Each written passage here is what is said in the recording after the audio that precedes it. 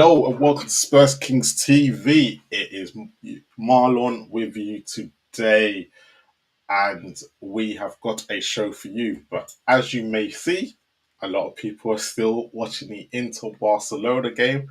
So I'll bring out the guests when they when they can come on. But I'll bring out the two that are going to be joining me first. So first of all, a big welcome, making his debut on the channel today, Pete. You well? Hello, mate. Yeah, I'm good. You good? I'm good. I'm Thanks for good. the invite.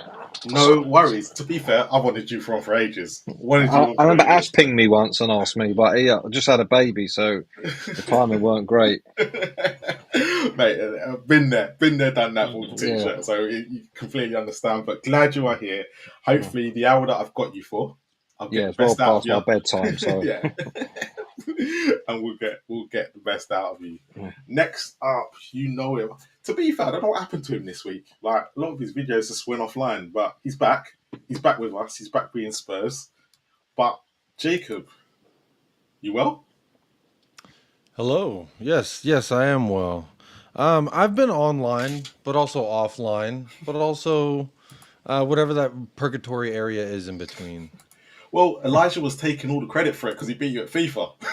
Is this true? Yeah. You know what they say: a blind squirrel finds a nut every now and then. So you got to let him celebrate them wins when they happen. It was quite a funny watch, to be fair. I was sitting there going, Elijah knows how to just twist the story, mate, but he's good at It's it. but also I'm getting to that age where I'm like no longer good competitively at video games. I just have Yeah. to stick to the solo stuff. Oh, you find that out, Jacob, yeah? Look, once you have kids, Jacob, we all go downhill. that's it. People learn the It's same. awful. I don't know Yeah, what happened to practice me. time is I'm gone, still me, mate. you know. Yeah. Oh, but I know all boys, about look. that, mate. Yeah. You have to blow the dust off the controller when you pick it up. Yeah, like, what's this? Mate, I bought PS5 and I didn't play it for 6 months. I was like, what am I doing here? So, but let's. It's crazy. The older I've gotten, I have a PS5 now also, and I'll play it for like 45 minutes to an hour, and I'm like, okay, I think I'm good. Like, is there anything else I feel like I need to do on there? No, I think that's it. I think I'm good. So So, Mate, it happens. It happens. But yeah, don't let the young man get you next time. Especially when it's don't let Elijah it's get these you. damn kids, you know, these damn kids. Look, why I've got Pete and why I've got you, Jacob, and before the others come on later on, once this Inter Milan Barcelona game finishes, I quickly just want to talk about last week Thursday and how you both felt going into the game and how you felt after it as well. Pete, I'm going to start with you. What did you make of the whole game? What's your thoughts going? What was your thoughts going into it? And were you surprised by anything? going into it, I think I was a bit less confident than others because unfortunately this team has the ability to produce new lows every time, and I thought we was a bit too overconfident. But in saying that, what I saw, I didn't think they was all that. I mean, they had a lot of the ball, Yeah, stuff like that, but they weren't really a threat. I was probably disappointed we didn't put the tie to bed in that first leg with the opportunity that presented itself. Our own, we're at home, they're missing players. Inter Milan just scored, and with yeah, we scored 3 goals, and then we let them in at the end because I think when we go to their place, it's going to be a different game. I think we didn't make enough of the opportunity that was there for us. We'll only know that after Thursday. Oh no, I mean, it weren't a vintage performance by any means, but it was probably efficient, is what I'd say, without really being troubled.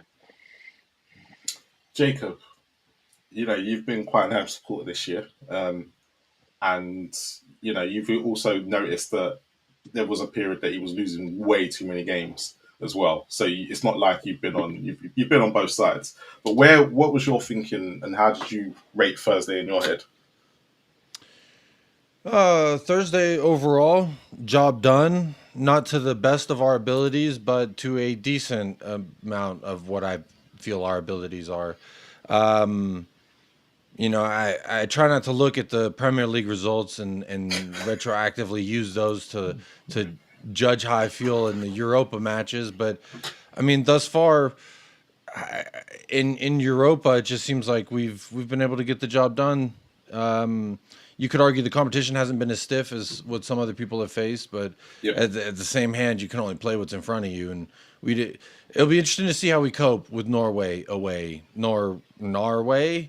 It seems like the way Australians say "no way," Norway. Anyway, I distract myself.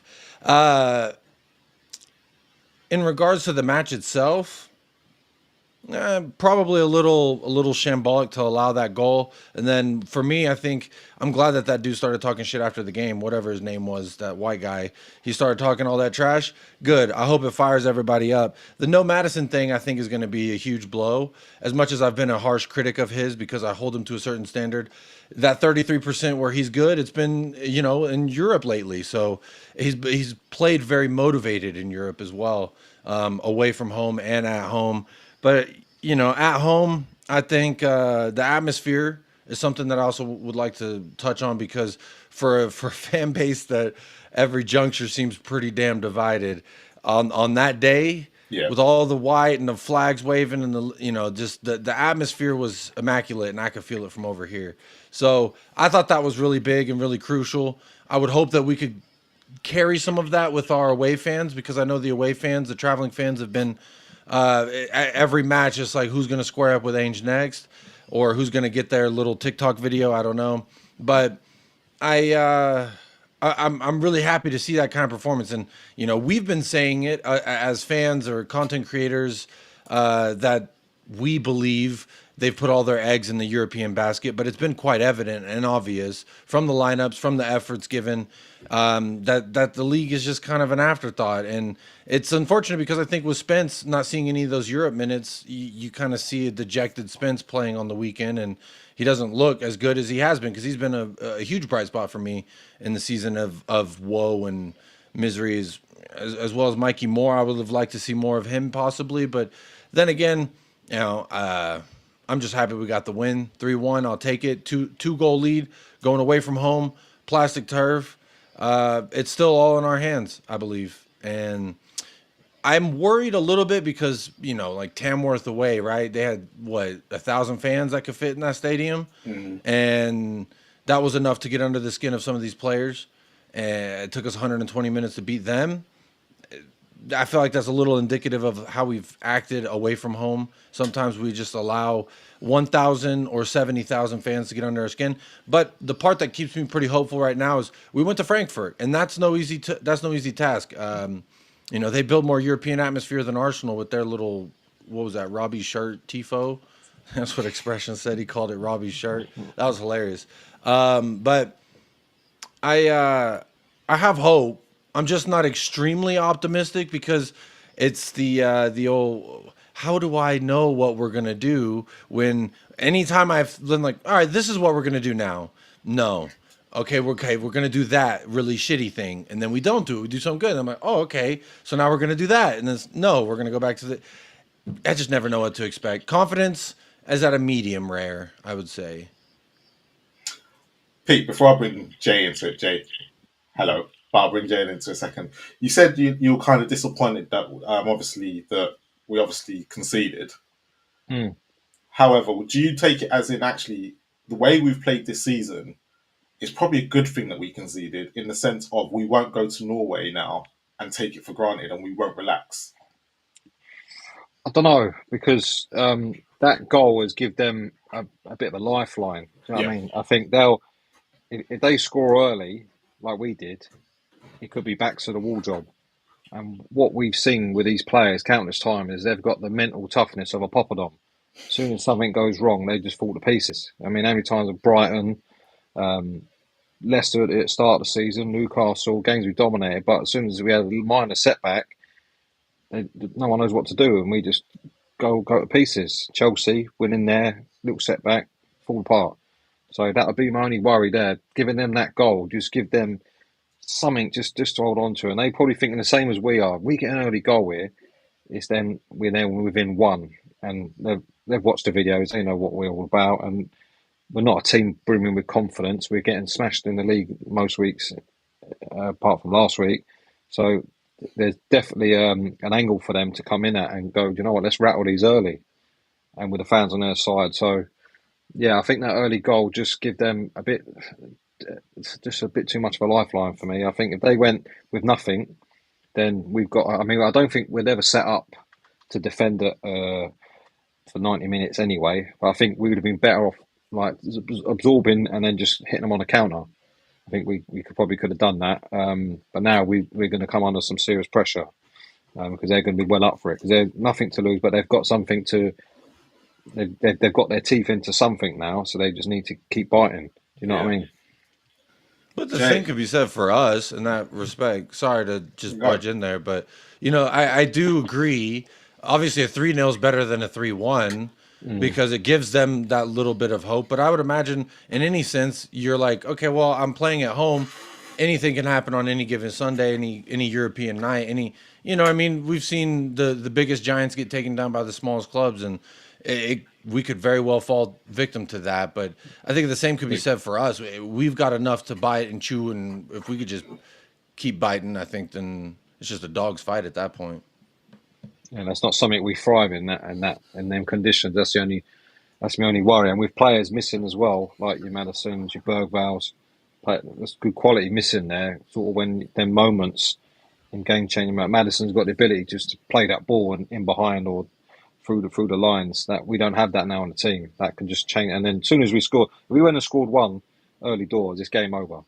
Do you know what I mean? But then where's that coming from now? Where's that creativity in the team? Where's that threat for them? For us, I think we need to get an early goal. I think in that game to really go, okay, come on then, I agree. throw whatever you've I would got, love. and We're we'll good just at score scoring off. that early goal or conceding the very early goal. It's kind of one or the other. So Yeah, one of those will happen, I and we think. don't know If what one it's because we do both. yeah, exactly. We do both so many times. You just Yeah. one of them will happen. Jay, welcome, welcome, welcome, welcome. We're just talking about Thursday quickly, just briefly talking about how are you feeling going into it, and how was you feeling coming out of it, and where are you at now? So like going into the game, I was kind of like I think well I actually was thinking like 4-0 or 3-1. I was like because there's a goal. I was like there's a goal at 3-0 that takes it either way, and the performance was good. I thought broadly, like good professional performance. I think when we've been playing in these first legs in Europe, in the knockout especially, they've kind of like I feel like we've not done quite the perfect result. Like AZ, Yeah, we I lost get the that. Yeah, game. Against Frankfurt, we drew at home. This game it was 3-1 when 3-0 would have been nice. We're just a little bit off. But we backed it in the second legs. Like, we've done what we needed to do in each of the second legs, despite a non-perfect first leg performance. So I'm optimistic. We've the back line being fit is a big thing for me in terms of like general optimism. I think like even though if you look at the Forest game, we conceded 2 goals, and it was a quick start by them. But we've looked much better with the first choice defense. It's going to come down to some of these. In my head, the Madison injury, I was like, I caramba, because I was like, that's the one where I'm like, without Bergvall and Madison, it's like the people that break lines, the people that pass rather than try and dribble. Um, okay, we're now missing 2 of them. So that's when I was like, and then conceding the goal, I was like, right, okay, now this is a second leg. Do you know what I mean? If Madison's fit, I'm not even stressing this game whatsoever. Like honestly, it's just like, but with Kulu in the form he's in, um, it's a game that you're gonna sit forward a little bit more. Like I expect the team to go out there from the first minute and be on it because you know that's the context of the game. So yeah, 50% of the game done. Feeling somewhat optimistic, but yeah, like just like the fringe players, the players that haven't played as much this season, just minimal bozo moments. I just need minimal bozo moments from those players, and we'll get through. If Bazuma gives me a 7 out of 10, we go through. Do you know what I mean? If Bazuma and Kulu give me 7 out of 10s, calm, no problem. It's if these guys give me 6s, yeah, or 5s, we have a big problem. So yeah.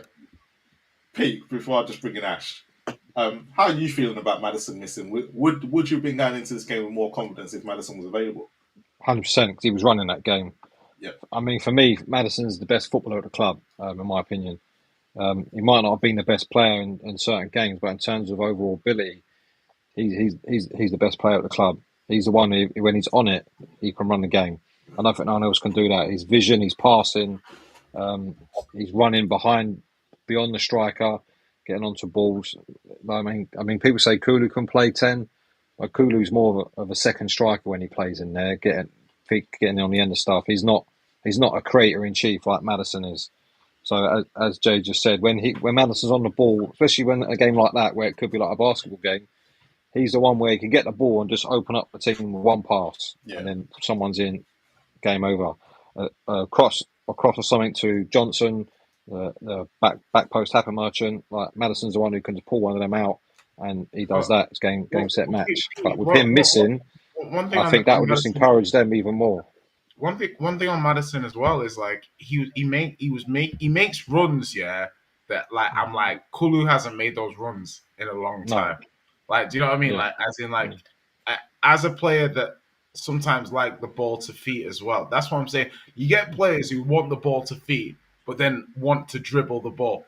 Do you know what I mean? And it's like, okay, it's not even like we're getting the runners in behind. So that to me is going to be interesting because Ange set up nicely. In that, I saw when the team came out, everyone's like, but like, do you know what I mean? But it worked nicely. It was a good team.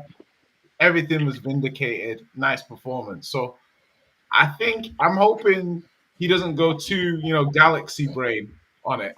Do you know what I mean? Just like I don't know. I'd be tempted to play a 3-4-3. To be fair. He's never going to change, mate. He's never going to change. He's too rigid. He took us to 17th in the league, and you think he's going to change for one game? It's not in his DNA. He said it himself. I mean, I agree with you that a change in formation, given the personnel, is probably the right way to go. But this man don't do it, and he'll live and die by that. You never know. Like if he's smart, he maybe says, if he's smart about this, he's probably like, right, you know what? We haven't got like that player at the moment. If Kulu's out of form, just take that position out, put Danzo in. The rest of the team stays exactly the same, and we'll still get opportunities on the counter. And Romero and Danzo can step up from the back, and create an extra man in the middle, and that's how we'll play. Like, to me, like that's like, the alternative is Kulu, Odebayer, like all these players. Like, I know he's not going to switch it probably to the 3, but to me that might make sense considering it's Kulu or bust for this game. Do you know what I mean? I'd actually play 3 in the middle, 3 centre, and put Porro further forward because he's the only other player who's got a pass in him from all areas of the pitch. And with like Richarlison probably going to play and Solanke, both of them thrive on an early ball in the box where they can get across their man. Porro's the only one left in the team who can do that from sort of anywhere on the pitch. So and he's got a finish on him, and he's got a shot on him as well. He's scored many a goal from positions when he's overlapping. So I'd be more inclined to try that because Johnson don't offer nothing in the game really. He might pop up at the back post, but then that's it. You forget he's playing up like during the game. Where Porro, he has got that. He's got a great shot on him, and he can put a ball in behind. He can cross the ball. And you're going to have 2 strikers in there who are good in the air. Because to be honest, with that plastic pitch, we probably want to keep it in the air rather than try and sort of play football on a pitch we're not familiar with. I'd be more inclined to stick him a bit further forward. But it won't happen. Ash, welcome. Yo, dreadlock. Oh, God. You're telling me, hey, hey. What's going on, people? So I was a bit late. I felt bad for Adrian, innit? Like, he had him on his show, and I was like, oh, he's by himself, you know? Sometimes you have to look after the uncles. You know what I'm saying? You have to look after the uncles, check in a little bit, you know what I'm saying? Make sure they're all right. And then I said, you know what? I've got to go because these men are probably cussing me. Say, he's late again. Do you know what? I wasn't even cussing. I just thought he was watching Barca in there. If I'm being completely honest, that's what everyone else is. I'll be real. Yeah, that's what I assumed. Yeah, I'm not gonna lie, be real. I had one eye as he was talking on his screen and one eye on because that game was crazy. We're all doing that. We're all doing that, man. I've got it on now. That's why I was like mellow talking like, yeah, so Thursday, yeah. I think Ulu will do well. But me, yeah, listen, look, I'll be real. I think personally, the way the thing's set up, we just do the mid to low block because they tried to draw us out. They said we press like a Norwegian team, a mid-table Norwegian team, meaning they want us to go on them. They want us to jump on them. They want us to pause. They want us to like do the high press. They want us to kind of like be front-footed, and then that's how they catch most of the teams out. When you watch like the Lazio game, they did that. They kind of like went for them, tried to press them, went man to man, and then they were like, yes, this is what we want. So the space is in behind, they've drawn us out, and we can play into that space. When we was at home and we never did that, they weren't expecting that. You know what I mean? So I reckon that's the reason why they're trying to taunt us with these comments saying, yeah, look at their press, it's rubbish. Ha, ha, ha, ha. But to be honest with you, when I was watching that West Ham game and I saw a press, I was like, you know what? They might have a point slightly, you know. Our press is a bit meaty. So, like, for me, I would do the mid-block thing. I would. Because I look at the profile of the players that we have, and we don't really have, as Pete was saying, or was it Jay? I can't remember. We don't have a controller. Someone that can get on the ball, look after it, and then help the team progress up the pitch. Do you know what I'm saying? Ku's meant to be that guy, but lately, he's looking like clunky. He's not looking like Kulu. I call him clunky Vesky. You know what I'm saying? Because his touch has been all over the place. So me, I don't know. I would do the mid block thing. I'll do the mid block, let them have the ball, and then just hit them on that counter attack. I don't know if I'd start with Richie. This is my controversial take. I'm not sure if I would start with him because everyone else, I'm like, yeah, fair enough. Start with Richarlison. I would maybe bring him on. But did you not think that their biggest weakness against us on Thursday was that they weren't very good in the air? And that was what kind of killed them because we were laying a lot of diagonal balls over, which is why everyone was quite surprised when Charleston came off after that first half. I just think, you know what it is? I think because Solanke's coming back from match fitness, like Solanke's coming back, I don't know if he's going to survive the whole 90 minutes. And I thought when we took Richie off and then Solanke came off and then Madison came off, we had no control of the game. Yeah, that kit is wavy, bro. Let me see that. Hey, Jacob, you gotta do a little because people are asking about this. Hey, I want one. Okay, all right, but yeah. So, Van der Ven. Okay. Oh, you're not a bit I had to early. pick the center back that I knew would be here next year. Bro, my condolences. Should have got Ben Davies. Hey, you know what? Ben Davies. Jacob's had a goody. Hey, listen, the whole season it's been a nightmare. Sorry, let me stay on topic. But yeah, coffee man, don't taste the same drinking out the cootie cup. I'll tell you that much. Kool-Aid ain't tasting the same, man. I get it. Yeah, like I don't know, like I just feel like if you take off, because I think Solanke at one point will get tired, and I would like to throw Richie on whilst as another tactic. And the plastic pitch is for him. It's gonna not with injuries. It's one of them pitches that he could get injured within 6 minutes. Finish him off. Yeah, he won't be able to ever play again. Could be the final boss for Richie. Yeah, that body could go on that plastic pitch and say, "That's it, we're done." He's growing a go. Yeah. That's my only thing. That's my only tweak in the tactics. And we could go to extra time. People are rumoring saying Son could be around. I don't know. Have you lot spoke about that? Son might be in the back. I heard it was like around the final. Yeah, I heard it was the final as well. I wouldn't put him nowhere near the team at the moment. You're not rating it. What would you sell him? Would you sell Son? All day long. Another guy, another player. It's For gone. me, mate. I said a couple of years ago when probably should have cashed in then. At some point, you got to sell the player at the right time. It's one thing we never do as a club. We always sell them at the wrong time where we get the least amount of money. All right, so check this now. So you would sell Romero and Son in the same window. Is that what you're saying? Yeah, Ain't got has to be. It choice. has to be. Has to be. Would you let Bentancur go as well, or would If you he say wants to go, yeah. I'll be honest. Ash. If I woke up this morning and not any one of these players was gone, I wouldn't care. I would bat an eyelid. I just feel like if you sell too many players that have a certain amount of quality, we've got this problem at Spurs where we don't replace some of our better players. Do you know what I'm saying? So No, I agree with that. We're not very good at buying, but we're even worse at selling it. And at some point, you have to, if you can take money for, like Romero's going to go, that's a given in my opinion. I think that's just waiting to happen. Bentancur, I don't know who would want it. I don't see many teams above us coming in for these players. Atletico twerking apparently. So yeah, but they ain't got any money. I mean, when who do we give him a player recently? We had to pay half his wages, and he weren't even a top earner. Was it regular? Yeah, Reguilon. Yeah. We had to pay half his wages. So yeah, but they cry wolf because Alvarez wasn't cheap. Yeah, but I'm saying they don't have a lot of money because the way the Griezmann works ain't over there, on a they light don't have pay equal wage share of the neither. TV money. But I can't see them affording both. But at the end of the day, I don't think Bentancur is the be all and end all. So I think you can get better than him. So if you can get money for him, I'm not saying just take any old money. But if someone still wants to offer, what do we pay for him? 17? Someone says there's 40, 45. I'll snap your hand off and with his injury record as well. I think get out while you can, and then just move on and start again. That's what other clubs do. At the time, they set a time and they go, do you know what? Yeah, that's fine. We think we've got as much as we can out of him. The only way is down. So let's take the money while we can and go again. That's what we don't do.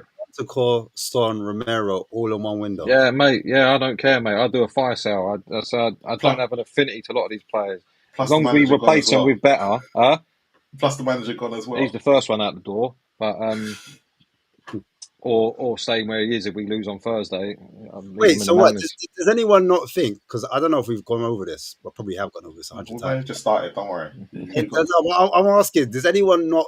Is there not a glimmer, not even a glimmer of hope for Ange if he wins the cup that he stays? I know people say, "Oh, Paratici's here now. He doesn't want him. He don't like him. He's out the door." Is there no way that Ange stays if he wins the trophy and he goes, I told you I was winning my second season. Yeah. Well, whether he stays or not, there's a point that I think a lot of people just overlook, or maybe just no one's heard. So, like Ainge said, I'm going to cut my ear and say if he wins Europa and becomes the fourth most successful manager in a 143-year-old club, I think that's indicative of the club being an overall failure, not the manager. But that's just me.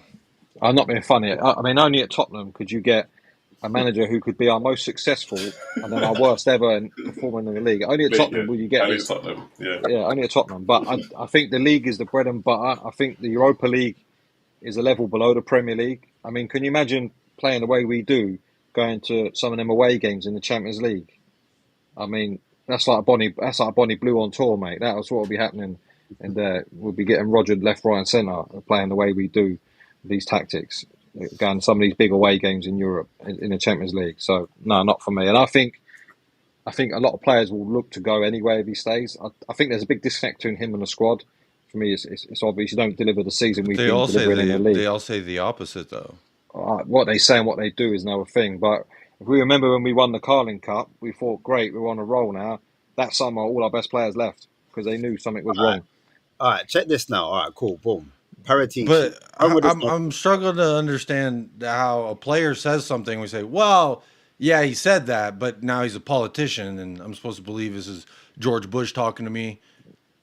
I believe in actions, not words. You know what I mean? All these interviews. I mean, I think both are applicable to a situation, in my opinion. Like, well, I would say your actions and your words, if they contradict each other, says something about you. If they align with each other, then that says another thing about you. I think that both of them things could be true. And to just say, oh, well, a blanket statement, the players don't like him, when every player's come out and said the exact opposite, find that hard to I believe. never said the players don't like him. I said there's a disconnect between him and the players. There don't ever seem to be any unity amongst between them, even in him and his own coaching staff. It's like him on his But own all when the we beat time. Frankfurt, there seemed to be a bunch of unity.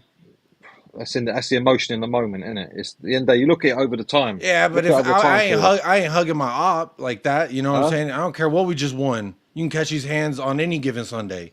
It don't matter if it's a good day or a bad day. These hands are like 7-Eleven. Yeah, but to be fair, I saw Hugo Reese hugging up Daniel Levy after the semi-final in the Champions League, and then he goes and releases the Well, book that's and because slates he him. knew that watch was coming. He already been That's what I fitted. mean. So In He the knew the moment, watch mate, was you do coming. So. anything. In the Levy's moment, gonna give you the watch. Is it? Yeah. Well, he's, I was gonna say, look, does everyone think that Langer was a poor appointment? That was a poor appointment. Does everyone think Paratiti is the savior of Spurs at the moment? I'll just say this, and it's very quick. Johan Lange leaves Aston Villa. They start doing really good. They stop fighting relegation, and now they're a Champions League team. He joins us. We're fighting relegation, and we're no longer a Champions League team. There's a correlate. This guy goes around, and the room starts smelling like shit. Eventually, it's like bro doesn't shower. yeah. I smell. I don't rate him. I don't think there's two things at play here. One is with the way Daniel Levy operates, you will never really know how much freedom these director of footballs get to work under, no matter who it is. Because we've slated directors of footballs before, and then it turns out 2 years later their work. Oh, now we see what he did. Do you know what I mean? I remember Damien Comoli. He got slaughtered. The whole thing, Martin Yole. But then some of the green shoots that started popping through after he went. It was like, okay, now we see what he was trying to do. But he's gone now. I don't think that applies to for Langer. I just don't think he's obviously Well, not got the what's the connections appointments that he's had? Paratici has got. If you look at the appointments he's had who's he had? He's got Bergvall that people really like. I don't know if that counts as Yeah, he's had Danso as well. Would you say Danso is a good signing? Bro, Dan, so the way he act on social media, bro, just seemed like he happy to be here, and I love it. But it wasn't Lenga. It could have been anybody. It could have been you, me. Well, shit. I mean, Ash, you're pretty convincing, so I would have joined wherever you were. But outside of that, I think anybody could have recruited a guy like Dan. So especially in January, I mean, bro, to go from McDonald's Uber Eat League to the Premier League, yeah, you'll do it. And you'll post about it on social media. He couldn't wait to change his handle and all that Danso coys. Love it. So what about players like this is a bit more controversial. I can't remember, was Odeberg part of that Langer revolution or not? He was, wasn't he? I What don't know because Yeah. Paratici was still advising and all that, and everybody knew when sort Oh, of is that what we're doing? Paratici ended. And think, no, I'm just Oh, saying he was still around, wasn't he? He was apparently advising. We never knew when one started and is one that a ended. Paratici signing then? The good I one. don't know. I don't Well, know. that's I a don't. Paratici. I don't think. Odeberg's not necessarily quality. Yeah, come on. That's He's what I still mean. No, It's not no, exactly one to hang your hat on. Respect controversial. That's the French Pele. controversial. I don't, Oh, I it's don't, over. Inter Milan have won. you know, through. In comes the stragglers in a minute. mind. Can't say Lamine Yamal didn't have a chance. He could have won it there before extra Should have, time. yeah. Yeah, mad. But I take it. Do you like Lang then? No. I'm the host. I'm here to throw out questions, bro. I'm trying to make people because really what I'm trying to do is I'm asking if Paratici was there for Ange Postecoglou. All right. So listen, yeah. So I'm back in the room now. Now the game's over. Like I'm back now. Listen. So listen. The thing about I'm just asking a question. no, I hear you. I'm just gonna sweep it up and answer some of these. Thing with Lang and Paratici, I think it's underrated just getting good players in. I think with Lang, my issue with him is the window he had is not the window that a top six team should be having. Yeah, that's my issue. It's not necessarily the players that he picks. Yeah, it's like you pick promising players. The profile. Paratici more of a established or players that had a lot of first team experience. Lang went for a lot of players that were promising. So I don't hate the players. I just think it wasn't a strong window, and I That's think if you look at Paratici, like the window just before he got banned and he was working with Gabonini, it was like he got it. Like as in like it's like he understood what it was to try and put together a Premier League window like on a decent budget and the players to kind of to strengthen. And then he has to go away. And then we blow it up and then we go to this structure. So I think it's one of those where it's less about he's bad or these players are bad or they're not. It's just you went from one strategy to another very aggressively. That's And Tottenham, isn't it? That's Tottenham. That's what we go all over the place. I mean, but whatever happens, we cannot have a summer where we do most of our medicals at Great Ormond Street, like the last summer we just had. We can't be having that again. So all right, what I'm asking then, what I'm saying is, I big up Johnny for just coming in. How you doing, guys? Ash, Marlon, Big Jay, up, long big time up. no see, buddy. it's been a second. It's been a second. Always a pleasure. How you Yeah. doing? But listen. The Right, question Johnny, mate. I was trying to get at was, Hey, look, everyone loves seeing Jay, man. Allow it. Just bypass him. Jay and I go back. No problem, never a problem. no, but the question I was trying to get at was, if we hadn't changed strategy, for example, and we were getting more established players, and we had Paratici in charge, do you think Ange would have succeeded? Do you think it would have been a different result? Do you think we would have got better quality players in? Like, I don't think Ange would have been here. Well, I'll just tell you, first of all, Ange wouldn't have been here, correct? Right? That's a given. That's a given. And I'll tell you one other thing. There's a certain player that would be here right now that isn't here because Ange didn't rate him, that plays for Crystal Palace. Eze. So, yeah. I thought that was because of the structure of the deal. I thought we just couldn't pay No. that amount of money in one sitting, because No, Ash, I know the structure of the deal, man, and it's doable. Okay. Do you think we pick it up this summer? yeah, in that case, yeah, that's a good question. Look, all I'm saying is, it depends on the manager, right? Because I'm asking the right questions then. Yeah, Yeah, you're asking the right question. I'm asking the right question. You're asking the right question as is, it's all very well for what's the name to listen, it all depends on the manager. If the manager's refusing to what are you doing, Sava? He's on the run. 3 minutes. Oh, there he is. That's Stone Island Hat as well. Just Is the eye. it Guy Ritchie? Looks like the guy from Mopland. Yeah, no, right.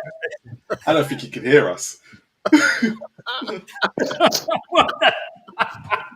Like a caveman who found an iPhone. Like, No, listen, Jay, to be honest with you, look, it all depends on the manager, right? If Fabio comes in, right, he's a player that he likes. But look, depends how much money we got to spend, right? If you've got limited budget, I don't know where you are with your conversation, but, how much would you really spend on Matthias Tell? fuck all. Nothing. Well, for me, I think the thing with Tell is like a lot of people like the idea of things rather than what they see in front of them. Correct. And when you have a player like Tell, you don't know when they're going to peak. It could be 6 months, it could be 3 months, it could be 2 years. You don't know. And I think Spurs need a certain level of certainty 100%. in terms of the trajectory of the players that we're trying to get. Personally, I think I'm not sure I would, because 50 million, like if you give us 50 million, you might not get a player with a higher ceiling, but you'll get a player with a better floor.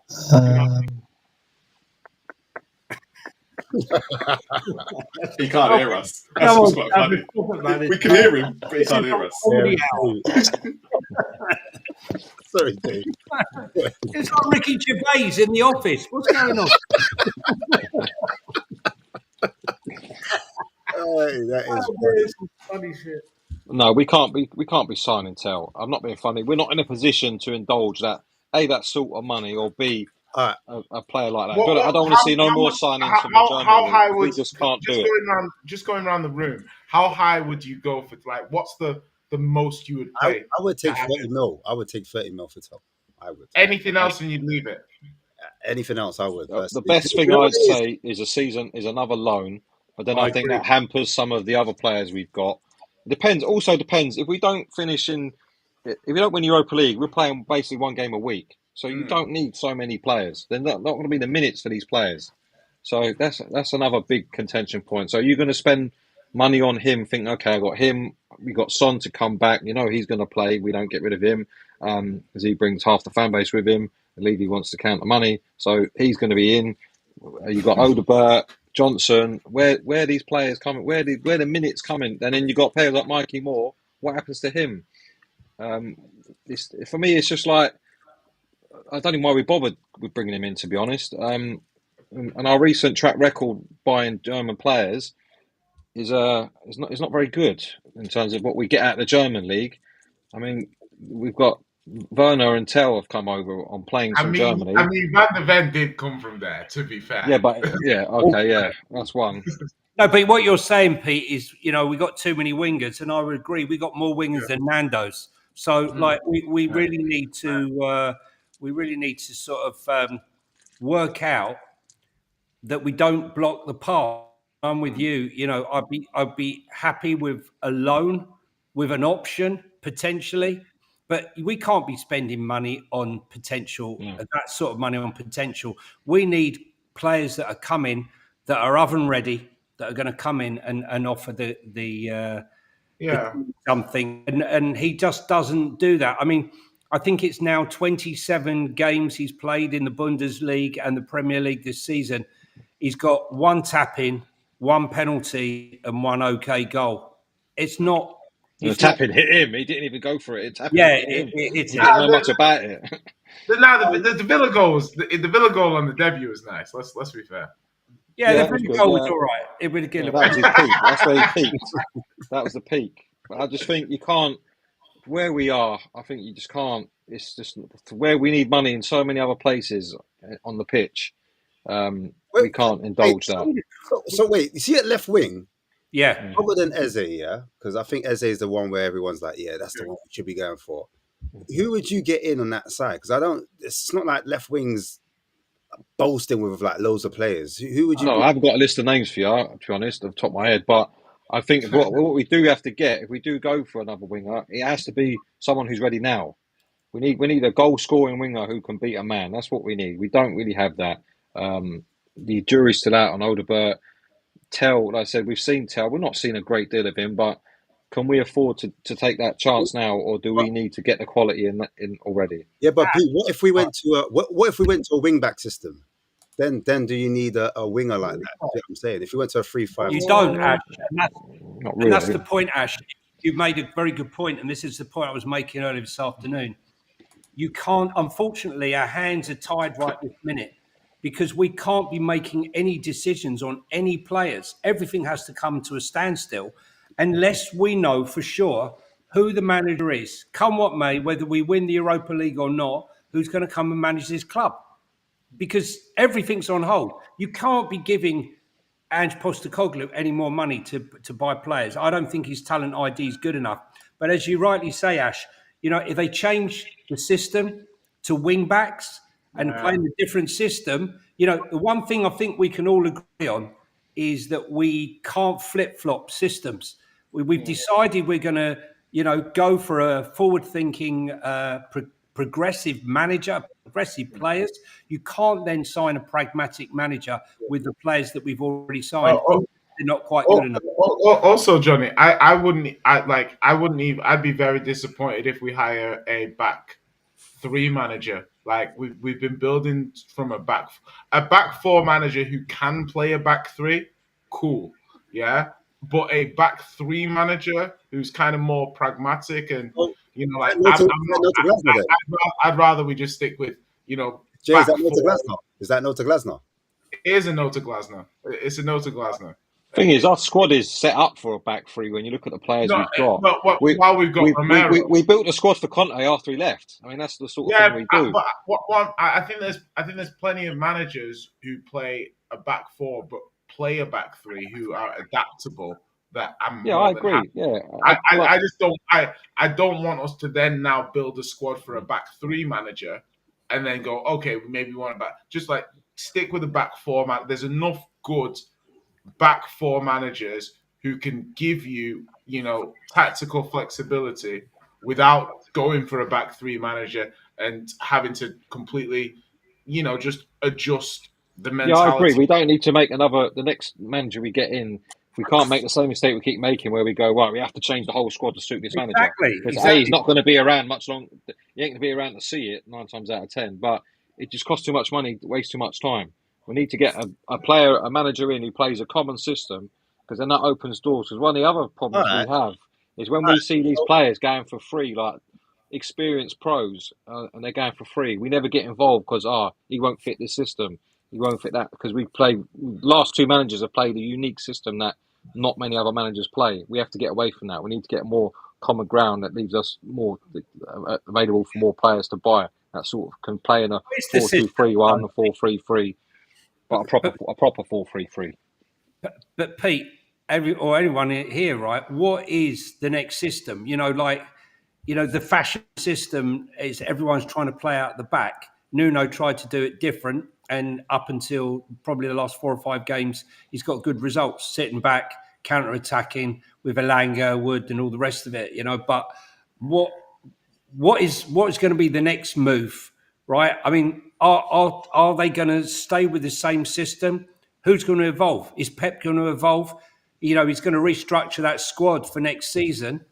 Will he be playing the same style, or will he evolve? This is why I'm asking the question, and I'll bring in Sava, man. Big up Sava. I don't know if you can hear me. Can you hear me, Sava?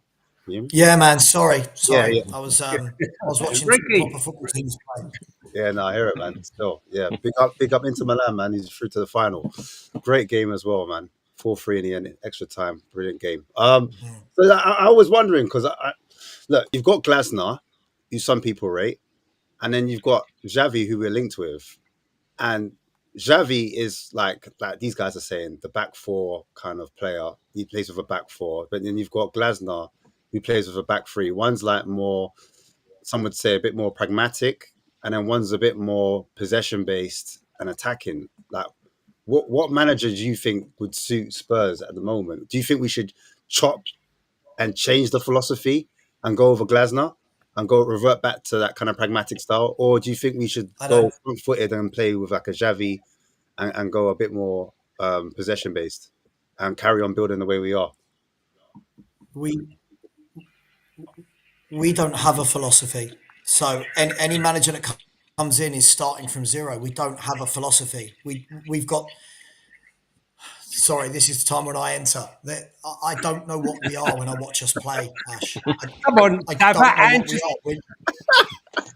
Sava. Andrew's got a philosophy. It's just not football. Well, I don't know what we are when I watch us. We don't play with a back four. We play with some kind of back two. We don't play with proper outwingers because they're always cutting in. I think any manager coming in, I hear this a lot when people go, "Oh, you want to start again?" I don't think the next manager's starting again. I think we're starting from scratch anyway. We have been that bad that I don't know what we are. Like my mates, and I'm not talking YouTube, my mates will message me and go, "What are Spurs?" And I'm like, I don't know. We're not an attacking team. We're not defensive. We don't play quick style moving possession based. Give me Xavi with a back four, give me Glasner with a back three. I don't think it matters because this next manager will have a style because this manager doesn't have a style. So I do agree with what Pete said. I think if you look at the squad, it's absolutely crying out for back three, if we're going to be brutally honest.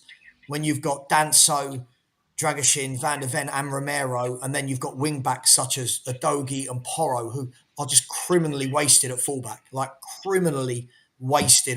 compared to what they did in their old clubs.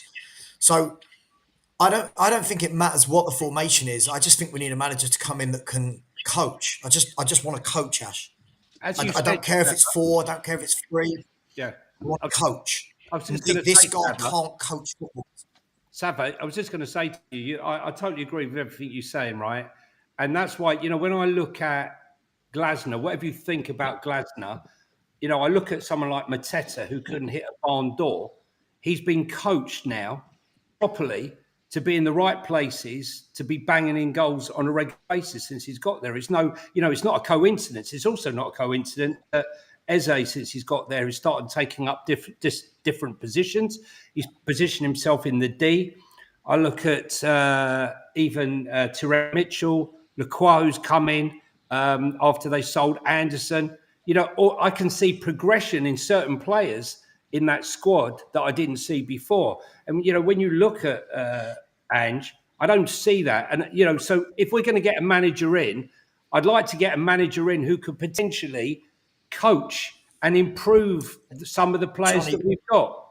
Johnny, this is what I said. When you look at Crystal Palace, you look at people like Will Hughes. Looks like a proper player because he's being coached. You look at Exactly.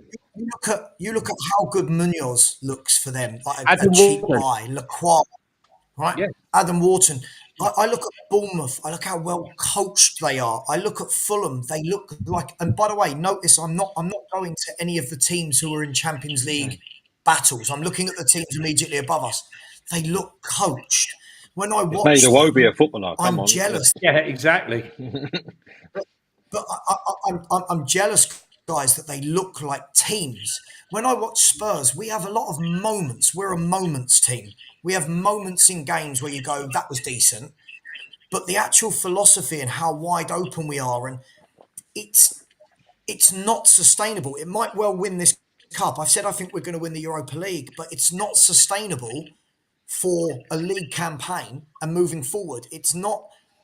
No one has improved. No footballer has improved in 2 years at Tottenham. No one has improved. I'll judge it. I'll ask anyone out there who has improved as a footballer since they've been at Tottenham in the 2 years. I genuinely don't think anybody's got better. I think. Listen, Solanke, I didn't really rate, but I feel like looks a shadow of the player we saw at Bournemouth. More like I think Solanke. when you look at Papa Sarr, he's not progressed as a player. Now that might be that it might be because Papa Sarr's not very good. I don't know, but he's not progressed. Basuma's worse than ever. You watch, Archie Gray hasn't been progressed as a midfielder in any way. Porro still hasn't learnt how to defend. He's not been coached. Adogi for me hasn't progressed as a player. Not the player I saw at Udinese. He's not kicked on from that. I get it. For me, I just want a coach. I really want a coach. I don't need a Jose. I don't need a Conte. I don't need a Pep Guardiola.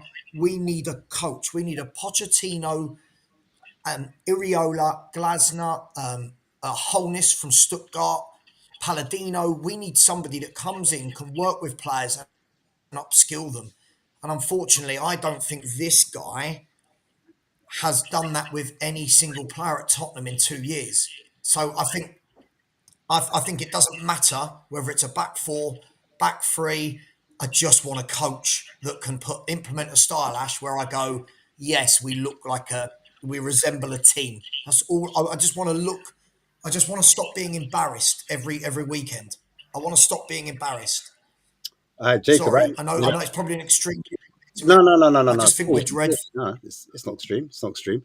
Jacob, I wanted to ask you a question about Tell as well, because we did speak about Tell a little bit. What's your thoughts on Tell, and would you start like a Mikey Moore over him, or would you start Tell, like, for example, if Richarlison wasn't in the equation for this Thursday in the front three?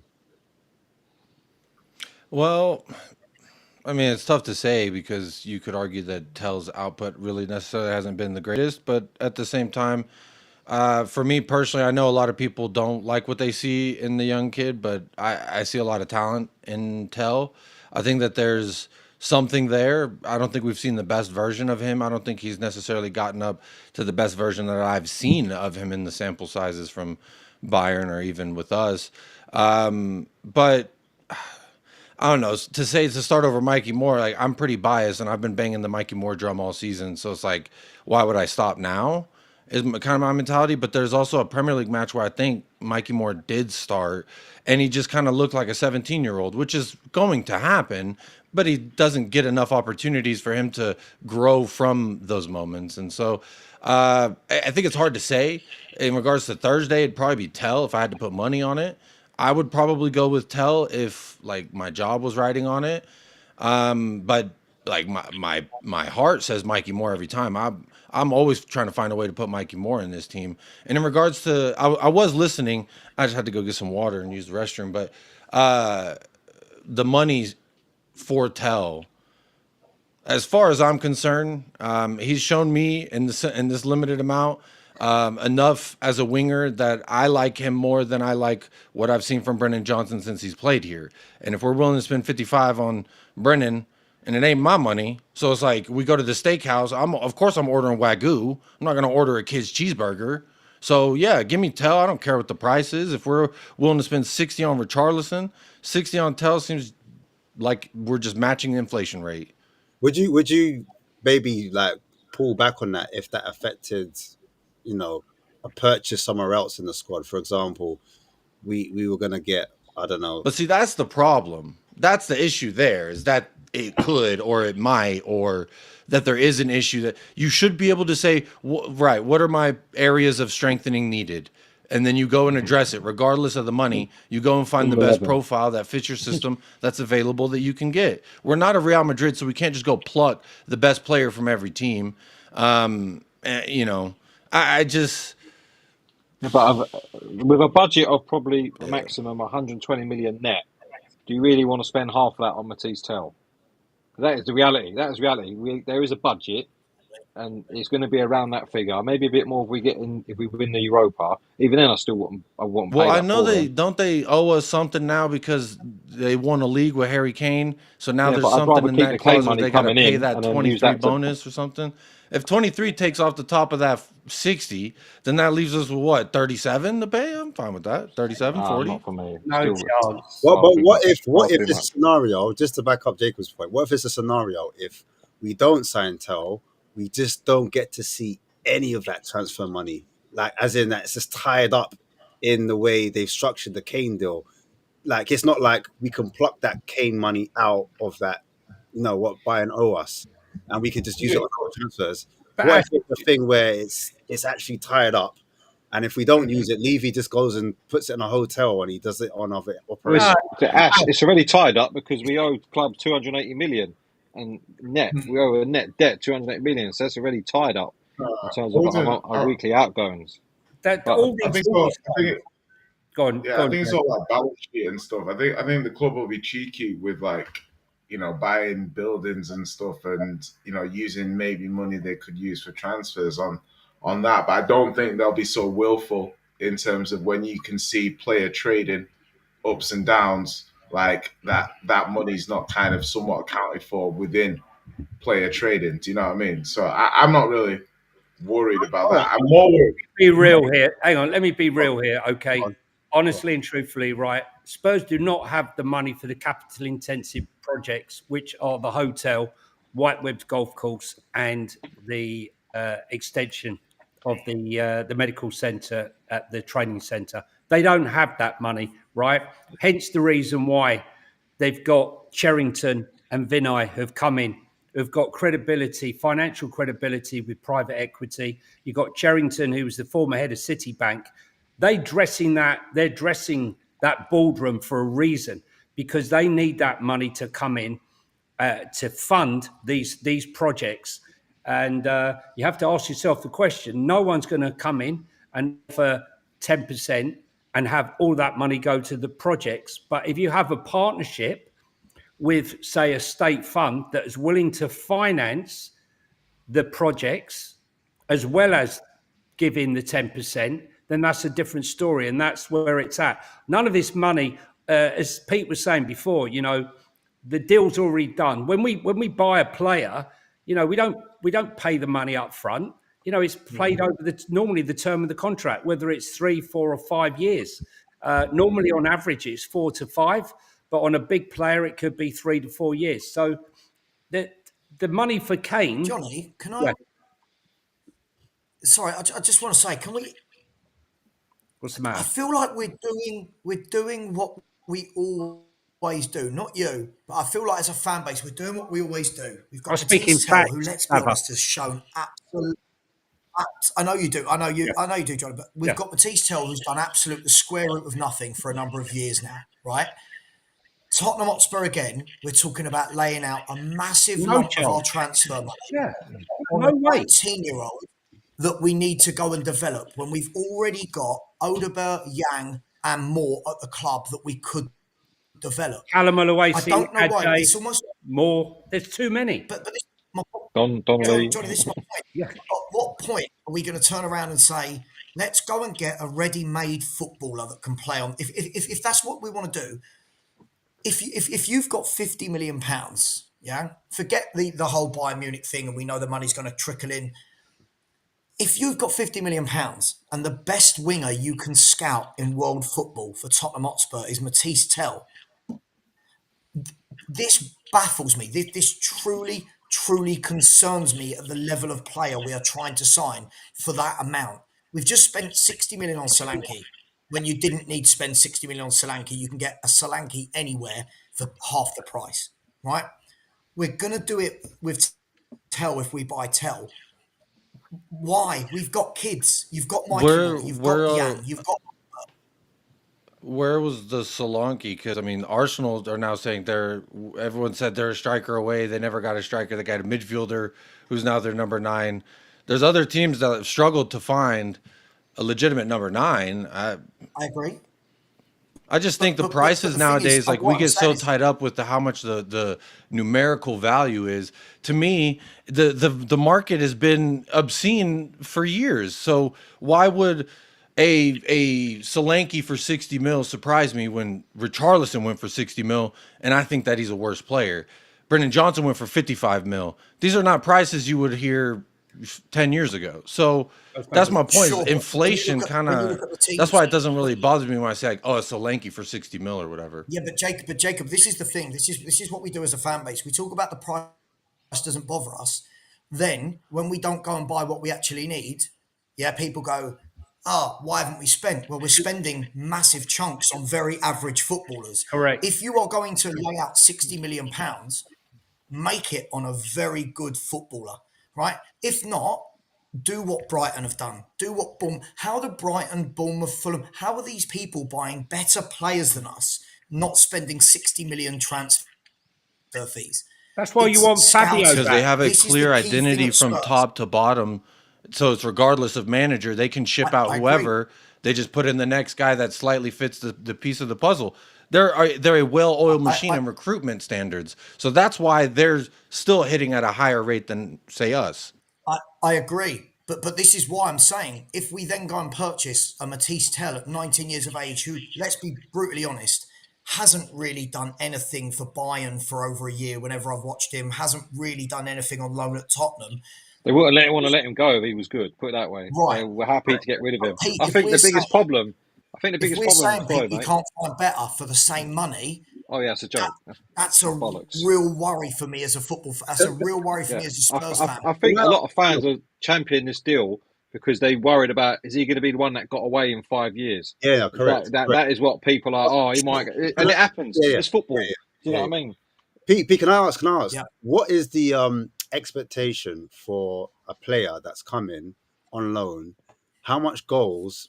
Obviously, like, we haven't performed this season, so it's not totally on one player. But what is the expectation for a player on loan to come in and score? How many goals? What does that look like? How many goals? How many assists? What would you expect? Who's that, mate? You're asking me?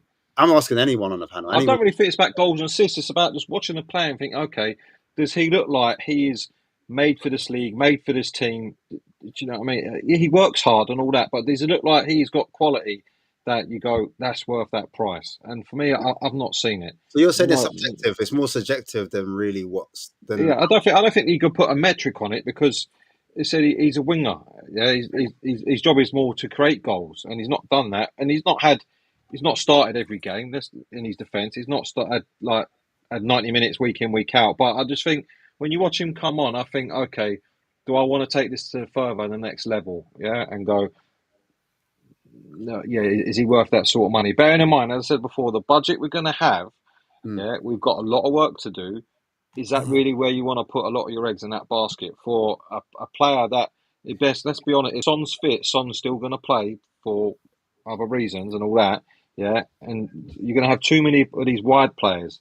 And again, it's just, and for a massive chunk of your budget that we need to pump, we need a left back, we might need another centre back. We definitely need to overhaul the midfield, and we probably need another winger that can actually. We need wingers who can actually take on a man and score goals.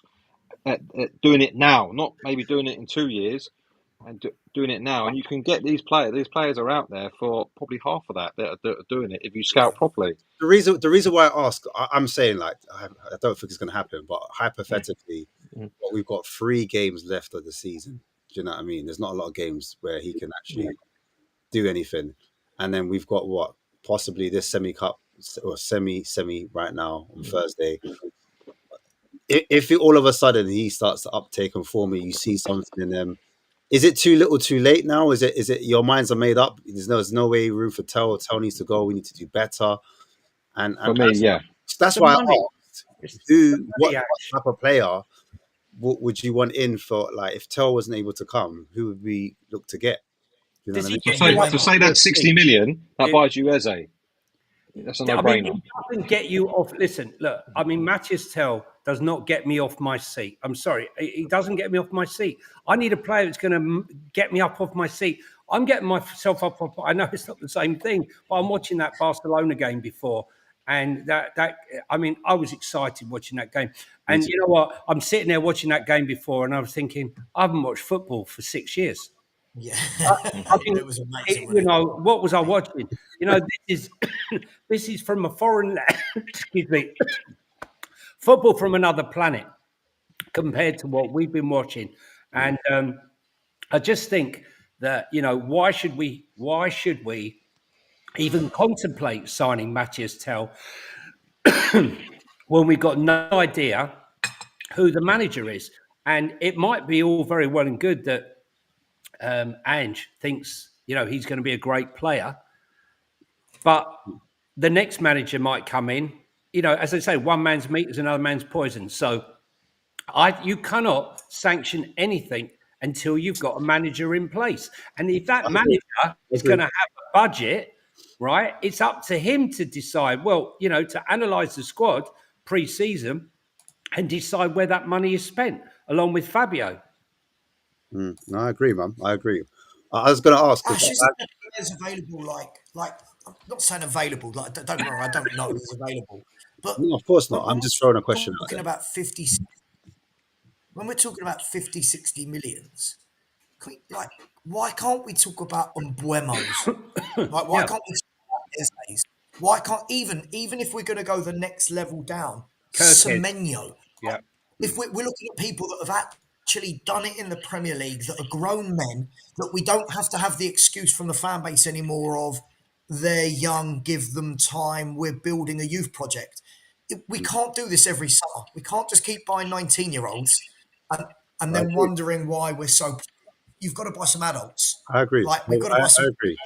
I'm just trying to cover the narrative, and I'm just saying, like, for some people, if it wasn't 50 or 60 million, if it was like 30 million, because apparently they're trying to negotiate the deal down.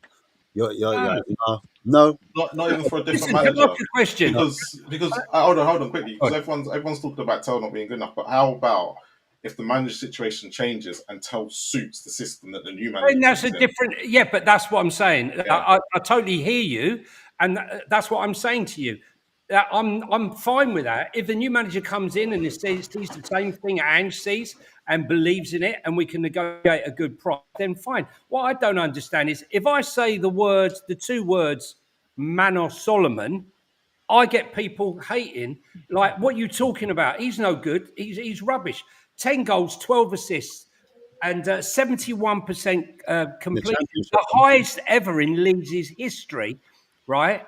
And Spurs fans won't even entertain him coming back pre-season to see even what he can do. Even though he was out for a year with an injury, that's why he went to Leeds, right? But they're willing to spend 50 million on Matthias Tell, but they won't take back a player who's got those numbers, who we've already got on our books.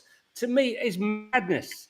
It's madness. And look at his goals. They're not tap-ins. These are goals from outside the box. How many players do we have in this team, apart from Papa Sarr, who's converting shots from outside the box? Would you say Solomon over Odegaard? Would you say he's a better player?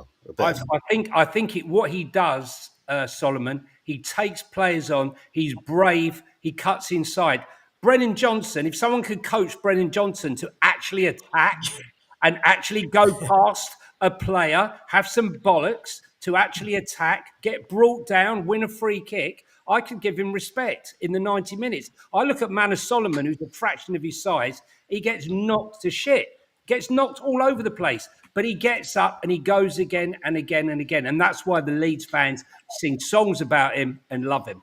But didn't Manus Solomon though have injury issues at Fulham as well? So every time he's played in the Premier League, he's never gone on a run like he has done for Leeds, and that's probably what the biggest issue is. Is his body able to cope with the Premier League football? I think what you'll find is, look, he did very well at Shakhtar Donetsk. I remember him playing as a false nine against Real Madrid. Did he get injured there as well, though, at Shakhtar?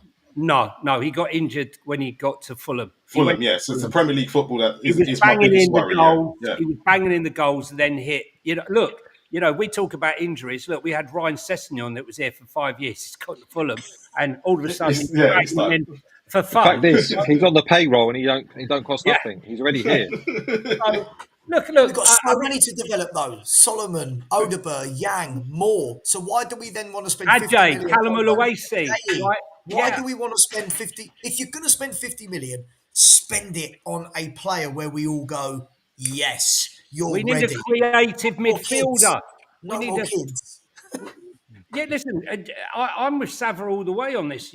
We need game changers, right? We need someone who has that magic moment that just changes the game out of nothing. We don't have anyone that does that. Maddison now again. Eze is that person. We saw it in the cup run. We've seen it in league games. He just drops his shoulder, cuts in, bang. Well, we don't have that. That's what we need. Yeah, I agree. Yeah, no, I hear it. I was just asking because obviously Solomon is linked to Leeds, isn't it? And I think there was like a fee being agreed. And I know it's pure profit from Levy's point of view, isn't it? If we do sell him because we got him on a free. On nothing. Bargain.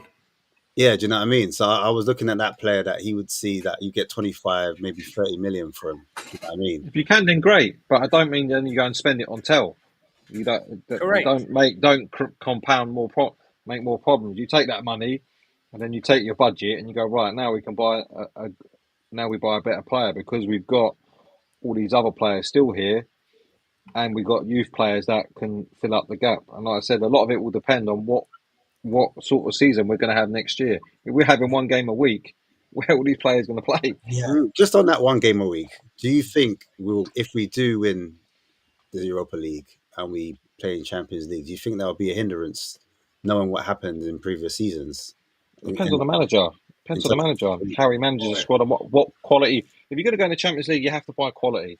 Yeah, we're not going to buy at the top end. We know that, but there's plenty of mid-card players you can get who will come in and do a good job. Yeah, other teams have spent 35, 40 million on players and they've come in and they've hit the ground running. So not everyone has to be an 80, 70 million pound player.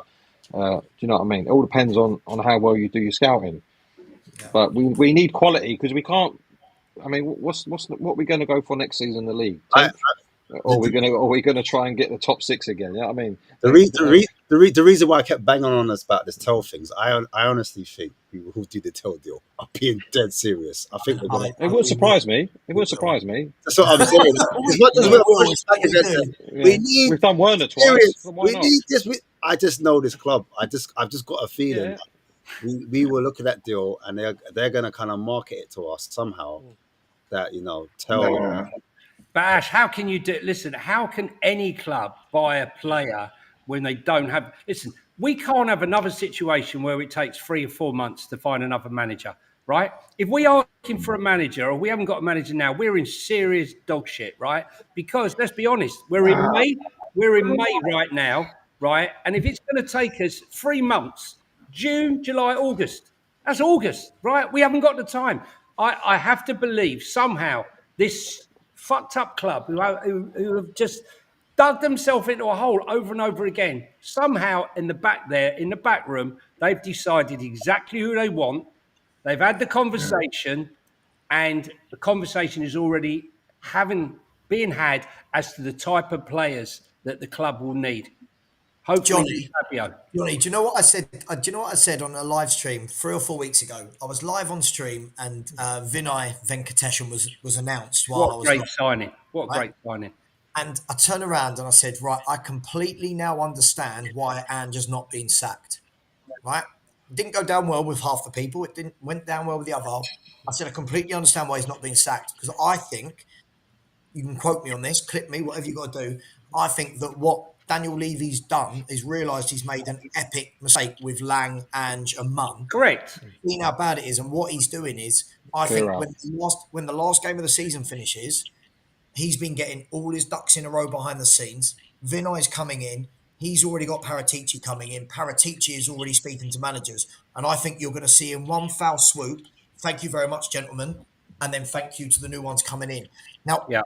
I could be 100% wrong on that, but otherwise, there's no other reason why Daniel Levy would have pulled the plug. Daniel Levy would have pulled the plug. So I think he's been doing all this behind. What are we saying, Sava? Are we saying that Vinay is the knight in shining armor? Is that, Yeah, 100%. No, he is. Hang on. No, hang on, Johnny. No, he won't be, Johnny. 2 years' time, we'll be back here again. Hang on a minute. You know what I mean? Like, it's like, Listen, mate. Don't teach you get arrested again. Listen, Johnny, Zappa, mate. Hang on, Zappa. Let me tell you something. that's your PR. I don't know. Zappa, let me say to you, right? I spoke to 2 Arsenal fans, right, who aren't like the Arsenal fans we're talking about, right? Okay, Yeah. We're not talking about YouTubers. We're talking about people who Yeah. know, right? Yeah. And they both said to me, honestly and truthfully, I'm really surprised Vinny's gone to you. He's top draw, right? He's about 6'2", 6'3". He's a giant. He's a very, very smart guy. The other thing they said to me was, he's the only guy that actually understands fan relations and what liaising with the players. The other thing is, right, he did have involvement with Edu and with Arteta. No, they wouldn't they tell you that it wasn't. He was pictured outside the fucking office when he was signing. But look, the thing is, for me, Paratici's been there shaking hands for the last 4 weeks behind the scenes. Right? And, you know, he's been on that phone. He's been involved. And I believe that they all know what's going on. I do. Yeah. The only thing is on paper, this looks great, but it all depends on what Levy lets these people do. That is because we've seen this before. If he's still doing negotiations and all that, yeah, you tell me the players you want. Pete, I agree with you. I agree with you, but this time I think it's going to be a full clean sweep of the hierarchy at once. I hope so. And Levy just make the money, let other people spend it. You know it's happening because, as I said before, I'm telling you it's happening. First of all, announcing the CEO, right?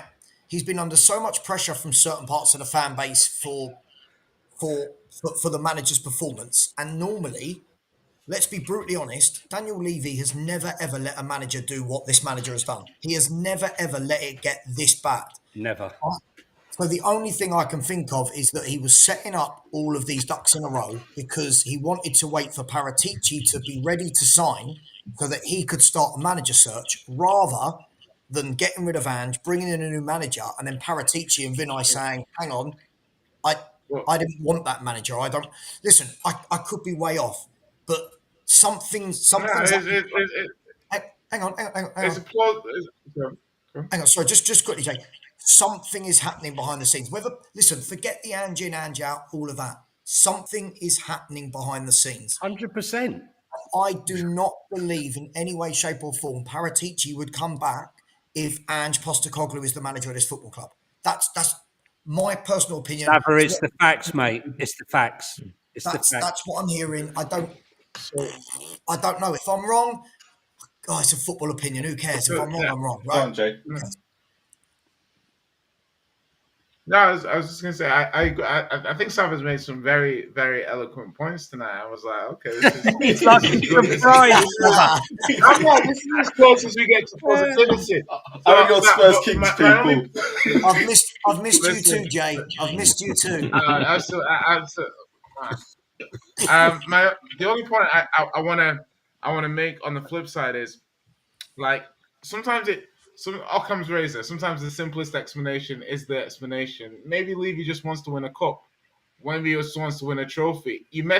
I think when you say, when we hired Ange, I think we really wanted a very, very specific type of manager.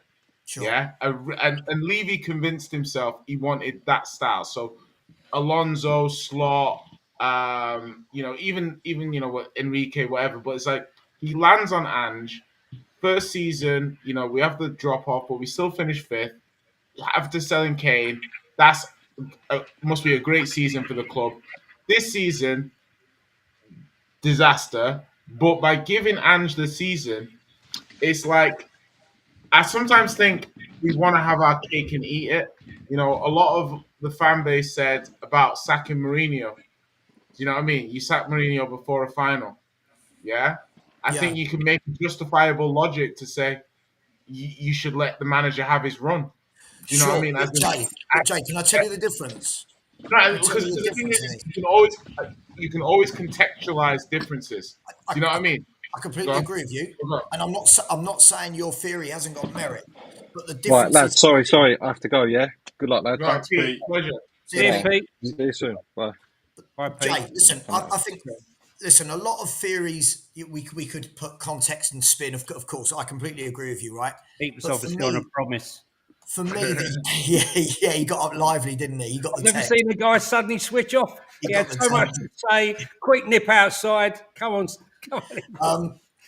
But the thing is, for me, Jay, why I think this is different is when Jose was sacked 5 days before a final, right? Yeah. And was like 3 or 4 points off of Champions League places when he was sacked, right? You could have sacked Ange at any point in the last 18 months. It's been that bad in the league. So I get it. As we've got closer to the final, I get it why he stayed, Jay. I do. Jay, I think... Would you not say, by the same token, like, up until certain points, there's always kind of been a cup match? Do you know what I mean? There's always, that's what I'm getting onto. It was. Listen, it's no secret that I cannot stand this manager, and I think he's absolutely dreadful and the worst I've seen. There's no secret, right? Many feel that way. I know many don't. I don't, Sav. Come on. When have you ever heard me slag off Ange? Exactly, right? But I agree with you, Jay. At first, you know what? We're in the League Cup. Hang on, we're in the semi-final. We're knocked out. Then it was, hang on, we're in the FA Cup. And that's fine, but between getting knocked out the FA Cup and now has been about 3.5 months. And in that 3.5 months, we have been... Look, I know people don't want to hear it. I know people hate it, but we have been truly atrocious. Like, we're currently in a 1 win in 9 league games, and that 1 win was Southampton. I've never seen Spurs like this. Like, I'm 42 years of age, Jay, right? I've seen some crap. You look good. Good Botox, lady. Thanks, mate. I'm trying my best. I've seen some really crappy times, like other people would say in the 90s or whatever. I never remember, like, stretches of games where we're like 1 win in 9. I've never known stretches of games where it's like we've lost 19 games in a season. So I know people get really frustrated with my opinion of Ange and they think it's too strong. But for me, this cup run, Jay, and the calibre of teams we played in it doesn't outweigh the terrible job this man has done. I actually think you make a lot of good points. I've never really had a major issue with the points. I think sometimes people go early with their takes. Like, anybody will go early, and it's like you know, like, sometimes people will be like, this is it. for me, like the data needed to data in order for me to say, okay, I can support this empirically. Because otherwise, I'm just, just someone. So with me, I think it was the Newcastle away game last season where I was like, okay, because we had quite a strong team, yeah, but we lost the 4-0. Yeah, we got smashed. And after that game, right, coming into the season, the underlying data was actually quite good at the start of the season. Like we went to Newcastle and lost, but it was like almost like we lost better than we lost before. I think the squad is a squad of good players, much, much, much, much better than we've seen. Yeah, I agree. And I think with Ange, there's a certain aspect sometimes about scalability and quality of player. So that's where I disagree about whether or not Ange is as bad a manager as other people say. I say when I look at the technical quality of our squad and what we're trying to do, he is hamstrung with that. And I almost think, yeah, and you guys might think I'm giving Ange too much credit here, but You started well, Jay. Yeah, you started a really good well, first Jay, half. just bring off. Really good first No, half. hold on. Think about the Chelsea Put some more petrol in the tank. No, hold on. Think about the Chelsea game. Think about the Chelsea, and like that Gwyneth Paltrow movie. What the hell? It's Sliding Doors. I know that. Yeah, sliding door. That truly, I genuinely believe that was a sliding doors moment for Ange's management. Like I think there's a sink that we never got back after that game. But we did have, we had something. Like whether we did have something, and once we broke it, we couldn't get it back. But we did up until that Chelsea game.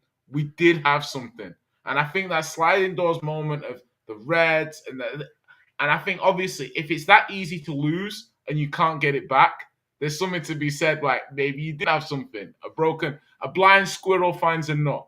Do you know what I mean? Yeah. So I've never heard that. Oh, Confucius! A blind squirrel finds a nut. You're going to have some more Chinese problems. Is that the same as a broken clock is right twice a day? Is that the same? Yeah. It's exactly the same, just with a bit of added spice. Do you know what I mean? Stealing that. Since November the 5th, the day before Chelsea game, since then, Ange has lost 35 games. It's unacceptable. It's mental. There is no story. This is no blip. This is a disease. Now, I mean, I suffer from Spursitis, right? But even I can see that this is incurable. You have to cut out the cancer. And the cancer, unfortunately, is Ange Postecoglou. I didn't want him to fail. Whoa. I didn't want him to fail. Put it like that, Johnny. Hey, buddy, hey. No, I mean, I feel that the manager has overseen us going steadily downhill. Right? I agree with that. Right, progression. Maybe it was too strong a word. Right, I'll take it back. Right, but we don't have progression. We have regression. And, it's been like watching a major train crash in slow motion, and no one can get off the train. We can't get off. Can I tell you one of the key factors for me is as football fans, you have banter with other fan bases, right? And I'm not just talking about YouTube. YouTube banter is separate. You've probably all got WhatsApp groups where your friends support West Ham or Arsenal, Liverpool, United, whoever it is. In the last 6 months, my mates have stopped bantering me when Spurs lose because we're that bad. It's a waste of time. Yes, because they banter and it's sort of like, oh, you got battered. Yeah. Like, oh, you lost. Yeah. And the problem with this, and by the way, guys, please remember, because no one ever hears me when I say these things, right? I think we're going to win the Europa League. I do think we're going to win it, right? But Johnny's stats there of 35 defeats in since November. What was this? November the 5th, November the 3rd or something, 2023. 2023, yeah. Do you know what? For the back half of last season, we heard the same things, right? Last year, we heard we got the injuries after that game, and then through November and December, we had injuries, and we were told when all the players come back, we're going to go well. And then we had a disastrous last 10, 12 games of the season. Then we were told this is what he'll do in the second season. He tweaks, he develops, he changes things, he tightens up. He's very happy with the squad. Right. And then we get into this season and we have the worst start after 15 games that we've had for 17 years. Right. Then we get the injuries and we're told by him, by the way, forget fans. We're told by him, Ash, when the players come back, you'll see what we're doing. The players have been back for months now, and we've won one game in 9, right? Now, I agree with Jay. Jay and I hardly ever agree on stuff, but I absolutely agree with what he said there. Unfortunately, if it's that easy to lose what he had, right, i.e. the first 10 games, then what he had isn't that good. And the problem is everyone protecting him. I get it. I get that everyone wants this magical world where this week will be the week that changes. This week will. And every time we win a game, Ash, fans go mad. Like fans go mad at people like me that don't like him. Oh my God, you're in the mud. Look what he's going to do. He's proved you wrong. Then we go on another 5, 6, 7 game run where we don't win. And then we win again and people go, there you go, you're in the mud. I've never seen Tottenham like this. I've seen us bad, Ash. I've never seen us 19 defeats in the league bad and probably going to be 20 or 21. Levy listen. And Levy, hence why he's bringing Paratici back. Yeah. Paratici will bring in a new manager and no one can complain. No one can say Andrew's been hard done by, but credit where it's due. If he wins that Europa League, I will say thank you very much. Cheers. Appreciate it. Now let's move forward as a club with a proper coach. Okay, can I ask the question? Because I want to. Huh? Yes, does he get a statue? Could you imagine? Because I want to understand, like, you know, because about the protest and things like that, where you guys think about this. Because I was thinking this, right? Because you know me, I like to be fair and contrarian sometimes, but mainly fair. Someone's kidnapped Jay. What's going on? You know what I mean? This isn't the Jay I remember. This is a different guy. This is exactly it's what I'm saying. Repetitive. Go on, Jay. Yeah. So listen, I look at it like this, right? When you reduce the ownership, what they've done over the last 20 odd years, and I know not everyone here does. They have legitimate gripes about what's happened, but it's like when you reduce it to, like, say you've only won one trophy in X amount of time, blah blah blah. Yeah. Say we go and turn around and we win the Europa League. Because I've never been a guy. I've always been a thing. Listen, no. My point is, where you're going, Jay. You know where I'm going, and the reason you're smiling is because you know the point's going to make sense. We know where you're landing. So, about purely trophies, which I'm not saying you have, but a lot of fans have made it purely about trophies. If Levy and Enoch bring home the biggest trophy that Spurs have won in any of our generations, what is the leg that people have to stand on? I'm waving the white flag. What is the angle that we're pushing? Let Jacob answer. I haven't heard Jacob for a while. If they bring home the Europa League, I want the 22nd of May, Jay. Jacob, what's your thoughts on this question that Jay's raised up? He's spoken basically about what was the question?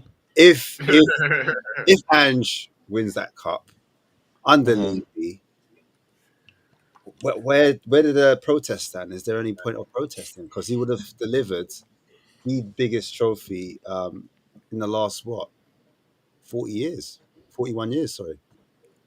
Well, yeah, you know, like I mentioned in the show earlier, if he does win the cup, he'll effectively move into the 4th most successful manager in a 143-year-old club. So, whatever that means to you, then that's what it means to you. But in regards, wait, what was the question? Yeah, so you're saying from an I don't mind it. You're saying it from an Ange point of view. Jay's trying to now do it from the club. Oh, like a Levy involved with the protest. Yeah. Oh, yeah. Okay, I see that. Okay. I mean, has the protest worked before when we did not lift a cup? So why would I think that they work when we do lift a cup? and we now have the fourth most successful manager who's either getting sacked or walked, according to everyone. So I don't know. Wait. I Let's don't stay. know. I don't think the protest would like be more effective if they continued. I don't know that stopping protesting is the answer either, though, because then that just says you're okay with the one Europa every 40 years or Hey, whatever. but that's So, my point. My point is more or less. I'm not saying. I'm just being like, what are you protesting then? So you got a new football CEO. You just won the Europa League. You're getting a new manager in. Yeah. What are we protesting? What are we like? I history, don't want to be I one of guess those. history. What are we No, 10 years protesting? ago, though, we didn't have that. 10 years ago, What are we Jay. No, There's more to Bruh. it. There is more to it than Oh, trophies, but though. Poch didn't No, get that. That's I love that one. there is more to Oh, it than Poch didn't trophies. get that. But Imagine they gave him I that. do get your point, Jake. There is more to it than the whole Levy out. course. It's not just about trophies. It's probably gone beyond that point. I would have said about 5-6 years ago, that's where we were sitting. But I think now with the whole we wanting Levy gone, yes, he's gonna win the trophy, but there's more to it over the last how many years that this fan base have had to put up with that they don't like and whatnot. So there is more to it. Look, go on. I don't know. I don't know how I'm going to feel about it if he does win, because I was a lot about the trophies. But I do have. He will get credit for winning the Europa League. I'm not. I won't be one of them that won't give Levy credit, because he deserves the credit. He got us there. No matter how he got us there, is not. I'm not asking you about the credit. I'm asking you whether I you're don't going like- to stand outside the club shop I and haven't liked him for years, though. This is the problem. sing that It's- Kulusevski song and stuff. That's what I'm asking you. I'm asking you, will to you be give him, honest, are you going to give him a pass if we win the Europa League for like a year? I can't decide on that. I need to see what my emotions are like on Thursday the 22nd. No, I'll be honest, because I wanted him gone since Martin Yole days. So that's a for long me time. to suddenly go, but it's not just been about trophies for me. But I can see where he's taking the club forward as well. I'm not going to sit there and go, he hasn't taken the club forward. And then Salah can come in. Yeah, I mean, he's definitely taken the club forward if you look at it from an aspect of how are we League even position. relevant in the eyes of a top six? It's historically and financially now, and financially has been keeping us afloat at this point. I asked this question before, but are we buying? Are we drinking the Kool-Aid of this Vinay guy? Are we saying now that Vinay is coming in and he's the kind of shining white knight in armor? The knight in shining armor. Yeah. The knight in shining armor, Ash. Right. Listen, It doesn't Ash. matter what colour the night is, Ash. Come on, let's not take it down racist. It doesn't matter, The man. knight in shining. Colour ain't got nothing Come to do with it, right? He just It can be a shining. black night right? if you want it to. Come on. No way. He's well polished. Look, but the thing is here, right? Okay, this is a guy that spent 20 successful years at a club, right? Mixing with Paratici, who spent 10 successful years at a club. And, you know, I don't want a guy. As soon as we signed a guy who's been with the Olympics and a cycling team, the guy looks like he goes cycling every weekend and hasn't got a Scooby-Doo about football. He's hired Johan Lang, who got demoted to the under-21s. He's signed a manager. Well, let's be honest, right?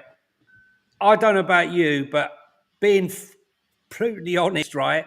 I had 10 managers. I had a top 5, and then I had 5 also runs. And Postecoglou wasn't even there. I was a Rangers fan. I spent some time up in Glasgow. Ooh.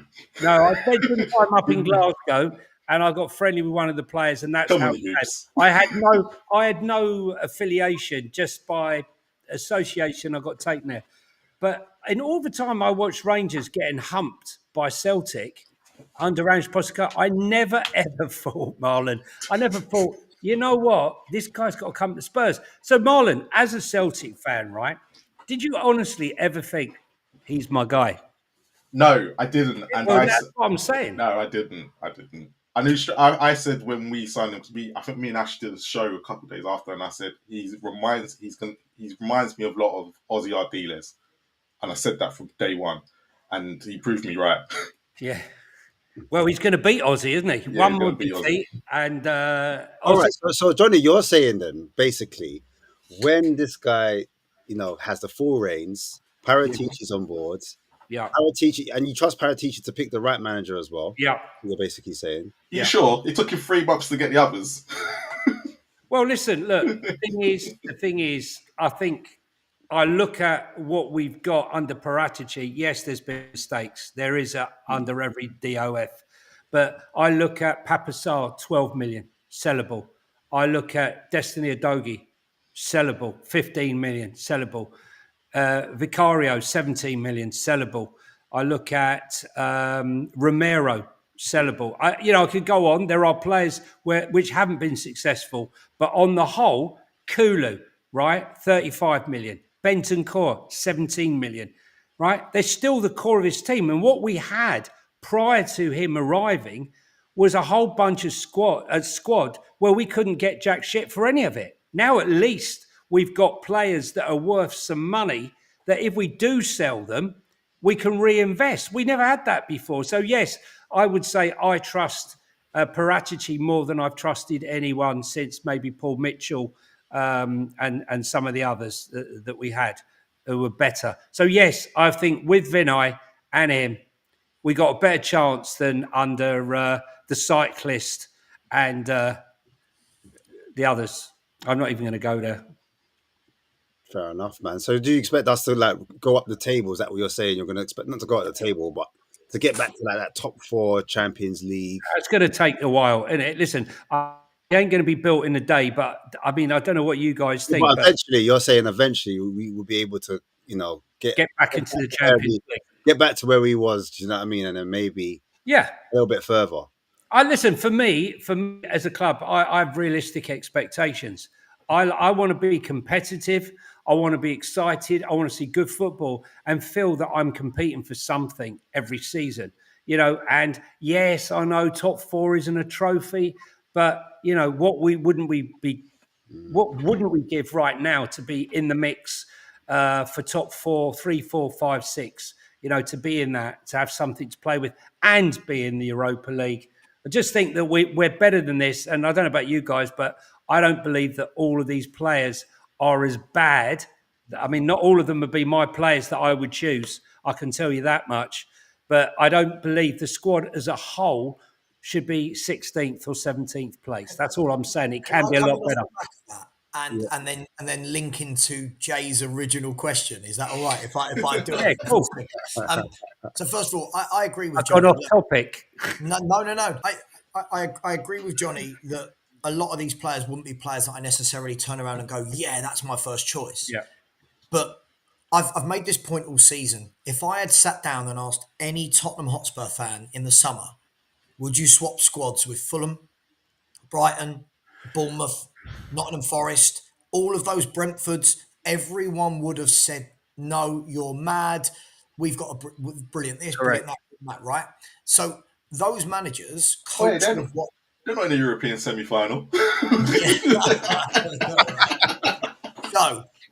So for me, I just wanted to get that point in because I think that a good manager, first of all, gets a good structure. So, for example, when Bournemouth had all their injuries, I don't know if anyone remembers, they had all those injuries in and around January and February. They won something like 11 out of 14 league games with those injuries because they got a well-organised, well-drilled team that players would drop into that might not be as good as the injured player, but the system doesn't change and everyone knows their job. When players drop into Spurs' system, it's just like the only word I can use for Ange's football is chaotic. But going back to Jay's point, so I'm probably quite different to some of the other Levy out people. Whilst I am Levy out, and I have been since probably the same very minute as Marlon, right, in 2007, down to the minute, right? We all know the day. I'm of the opinion, which gets me a lot of stick from the fellow Levy out people. I'm of the opinion I'm of the opinion that I don't think that the protests do anything anyway. Now that gets me a lot of stick. And the reason I don't think the protests do anything is Levy built the club like this on purpose. This isn't an accident. We don't have the NFL, the boxing, the concerts, the hotels, the golf course. We don't have all that by mistake. He didn't stumble across this. He doesn't care what we think, right? Spurs no longer, for me, are purely... Let me tell you, if you look at... I always use this as an example because they've overtaken us in the last 5 years massively.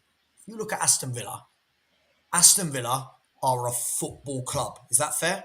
they're a football club. Mm. I look at Tottenham, we are a football club, a concert venue, an NFL venue, a boxing venue. We've got go-kart track, we've got hotels. He's made it so that his whole supply isn't based around just football, right? So when the football fans are upset, if I'm Daniel Levy, I'm sitting there. Again, I don't know Daniel Levy. Be interesting to have a chat with him. But if I'm Daniel Levy, I'm sitting there going, all right, these few thousand people are upset and want me out. But the NFL next week and for the next 50 NFL games sold out. Lady Gaga, Beyonce, whoever's sold out, right? Kendrick. Chris Brown. Whoever's there, He's right? going to take a beating. Every boxing match sold out. Every match day, the club shop packed. So if I'm Daniel Levy, I'm sitting there going, do I really care? And I know this sounds awful, and I know this sounds awful, guys. Do I really care that a few thousand people aren't happy about the football, right? And here, just to answer Jay's question fully, the first thing I said was, we will win the Europa League. And when we do win the Europa League, it kills every protest. It kills every protest because you can't protest from a position of strength. You can't protest from the same way that Spurs never actually build from a position of strength, i.e. like when we had Poch, etc. You can't protest after you've just won this trophy. So I'm very different to the other Levy out people. I don't see the point in it. It's these people will kill me for saying it, right? Johnny's probably looking at you wanker, brother. But I genuinely don't think when billionaires like Levy and Enoch and all these shareholders, when they make a project, execute that project, get to the project is an ATM machine, why are they going to turn around and go, oh, okay, we'll sell? This is what they want. Unless, sorry to interrupt you, but unless you don't win the cup, yeah, you don't win the cup, yeah, and then hear me out. Something happens commercially where they might have a Beyonce concert, and then all of a sudden, protesters are trying to break into those concerts. So, are you saying you want us to just stop Spurs it? Do you know what I mean? Like, that's what you're trying to do. I'm just showing up.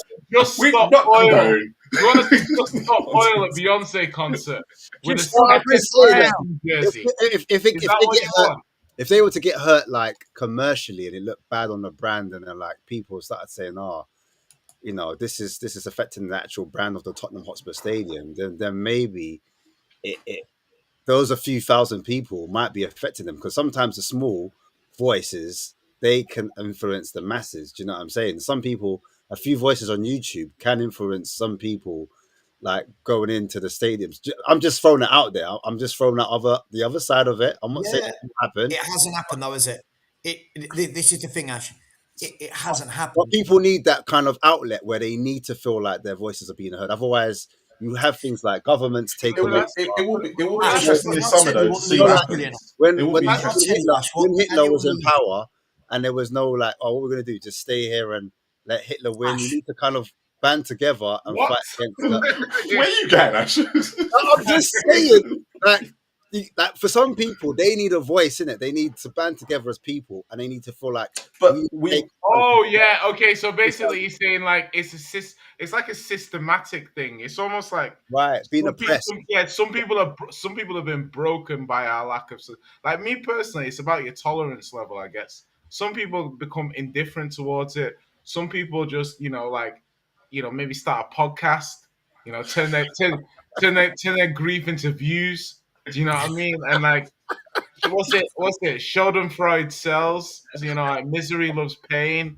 All of that good stuff. There's such a variety around it, and I'm like, well, at the end of the day, like, what do we truly expect from this Tottenham? From Tottenham in 2025, what does one truly expect from this football club? Not to be 16th and losing 19 games would be a wonderful start. Oh, okay. I mean, obviously that's the box standard, but the problem is that once you open Pandora's box, I think Savi, you made the point. I don't know where we are anymore. Because I once agree. you've opened Pandora's box and gone this low in the league, yeah, you've broken through the trapdoor. You know, But our Jay, you know normal. what we've got to do? You know what we've got to do, Jay? Yeah. This club, listen, this doesn't matter whether we're Angie in, Angie out, Levy in, Levy out. It doesn't matter. As a fan base, surely we all agree on this next statement. We've got to make sure that after this absolute disastrous season of being 16th, 17th, wherever we finish, and 20 defeats or whatever it is, right? We've got to make sure that this was an anomaly. Yeah. We have to make sure 100%. that next season, Mhm. forget. I'm not gonna sit and talk about. Oh, we must be top four next season. We must be comfortably in that top half of the table with a structure and a team where we don't all feel like we're going to get beaten every single week by whoever we Yeah. play. What That happens is if we're not, though? fundamental. What happens You if know- we're not and we're in the But exact same But position? Marlon, if we're not, we just go further into insignificance. Yeah, That's but what do we do? But as fans, because as fans, we've got to show our voice. Need. So what do we do if protesting doesn't Oh work? God! Listen. This whole point only works. Yeah, if Spurs win the Europa League. If we don't win the Europa League, oh, the streets will burn. Like, what do you? Listen, guys. I put it out there because I'm like, we could not win against Man United. Oh yeah, it's so funny because United It was fans the world. and fans, we talk like we're gonna share the trophy. One of us is gonna have the worst season in history. Right? Do you know what I mean? So, Jay. That's my problem, right? This is- That's my problem. People keep saying to me now, right? Listen, I see all these videos made about me by creators saying Sava's not a real Spurs fan. He doesn't want to win the Europa League. Do you know why that's so far from the truth, guys? Because I'm at the stage now where, first of all, I've said I think we're going to win it, but second of all, guys, this now no longer is about I really want to win a trophy. This is absolutely fundamentally 100% important. We win this now because for if we don't get it, let this sink in. And I'm not a finance guy, right? But let this Sliding sink doors? in. If It's we don't finance. win it, right? Everything. If we don't win it, we've got no European revenue next season, none, right? And we're £37 million down on Premier League prize money from last season. 30 Right. million pounds. Yeah, 37. Oh. Yeah. So that if we finish 17th, it'll be 37, and obviously, blah, blah. Yeah. If we don't win it, we would have had the worst Premier League season we've ever had, right? B, it would be our lowest points total we've ever had, the most defeats. We would have no Champions League revenue or European revenue. We would be £37 million down on Premier League revenue, right? And then what we'd have is fans going, go and buy loads of players. And what you'll have is Daniel leaving Enid going, well, hang on, where's all the revenue? And this is what we people keep budgeted. saying to Look, me, hang on, Johnny. Yeah, When people keep saying to me, I love when football fans say this without any critical thinking. They just say to me, back the team, right? Get behind the team. That's brilliant. That's brilliant in theory. But if we don't win that Europa League, we are. I think this is going to set us back for 4 to 5 years. Genuinely, I don't think I'm scaremongering. I think Sava, hang on. I'm on a rant.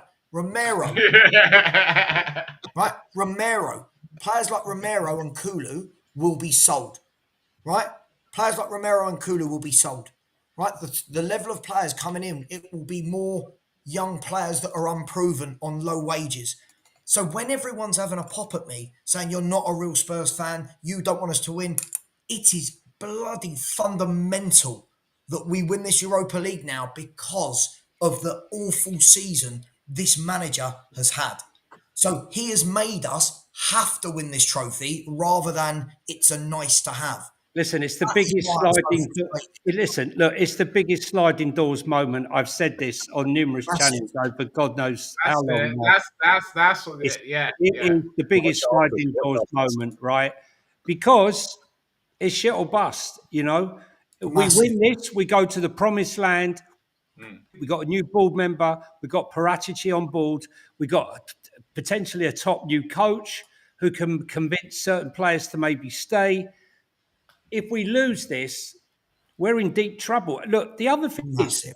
look, they budgeted for scenarios, best case scenario, worst case scenario for our season. And I can tell you categorically, they did not budget, right, for this scenario, right? They didn't budget for finishing, 16th, 17th place, nor did they budget probably for winning the Europa League, or not winning the Europa League. So Yeah.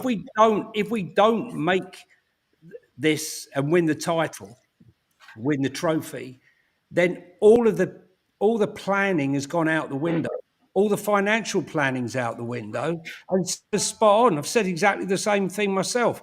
Unless suddenly the white knight or the shiny knight or whatever knight he is rides into town and delivers some money, investing in this club, we're going to be in trouble. Look, the one thing we know is we got 220 million minimum of FFP headroom.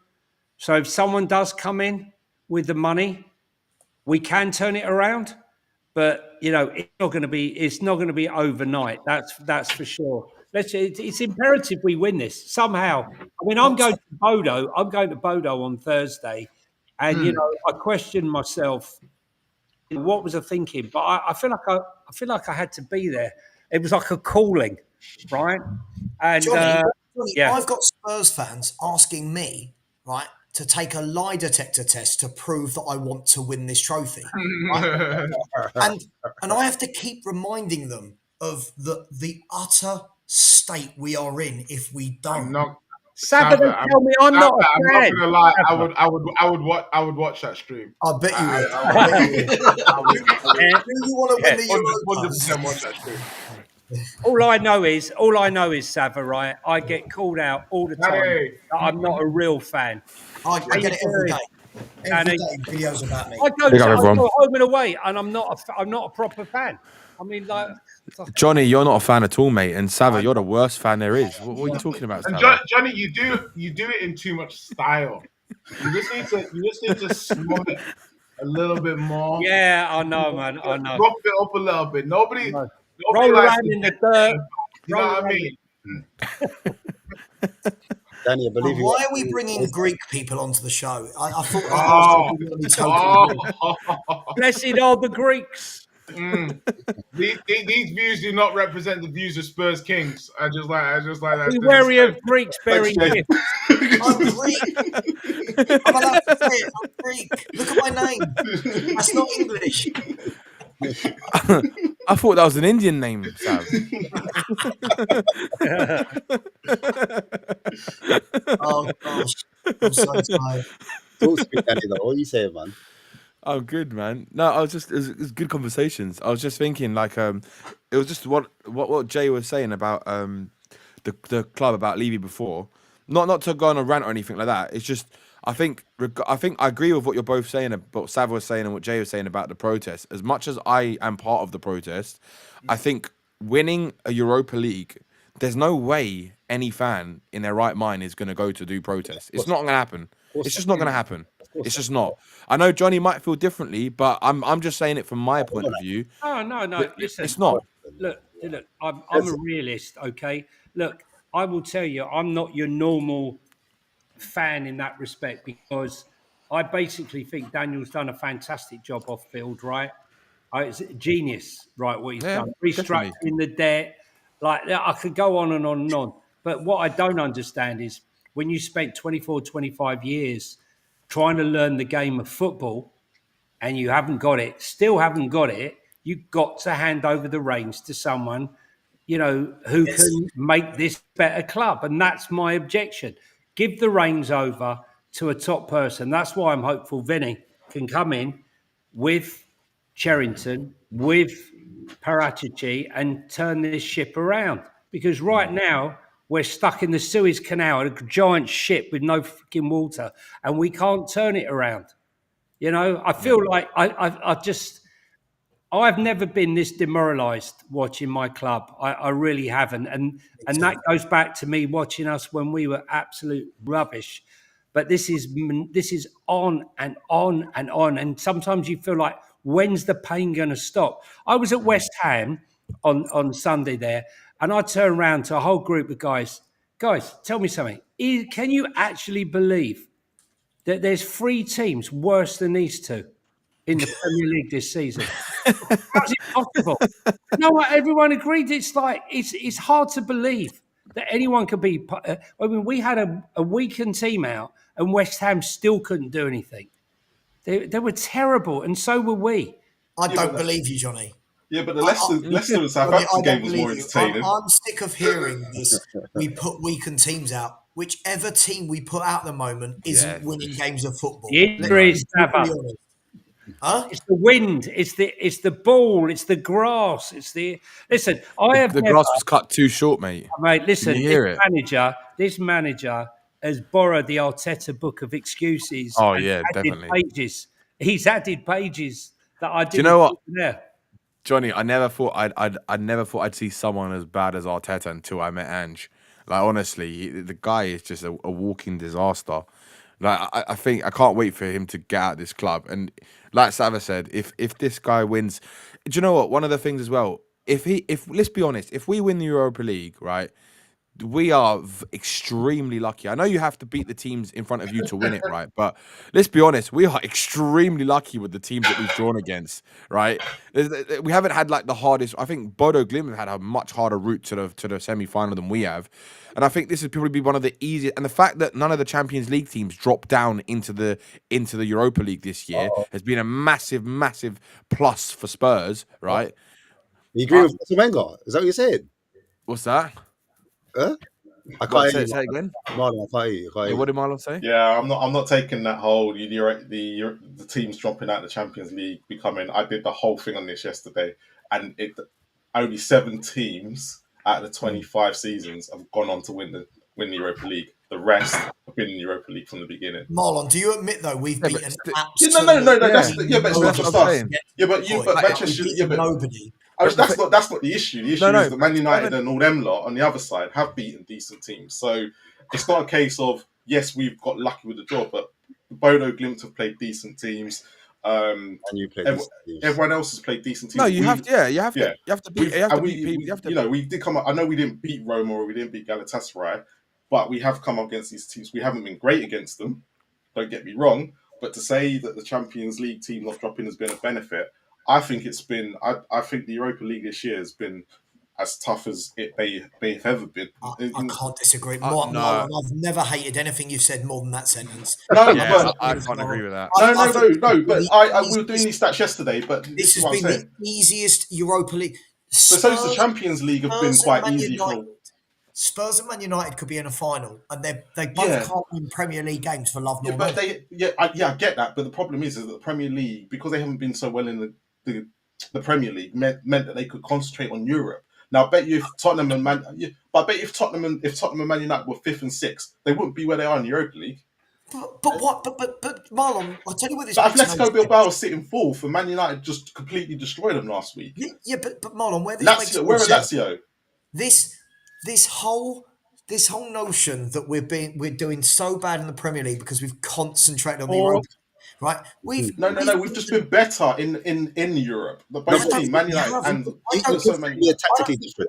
Who have we beaten? But it's been tactically different, and that's what the difference been. But who have we beaten?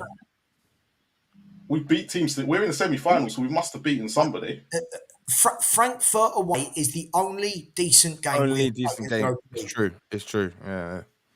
But that's if I said to you, Marlon, listen again. People. But in other seasons when we've got to quarterfinals, we haven't beat these teams when we've had better squads in the Europa League. Hang on, I know, but if I was to say to you at the beginning of the season, this is going to be the route to the final, and it's going to be Alkmaar, Frankfurt, Bodo Glimt, Man United, you would bite my hand off for that. 100%. Right? You would bite my hand off. Not with Ange.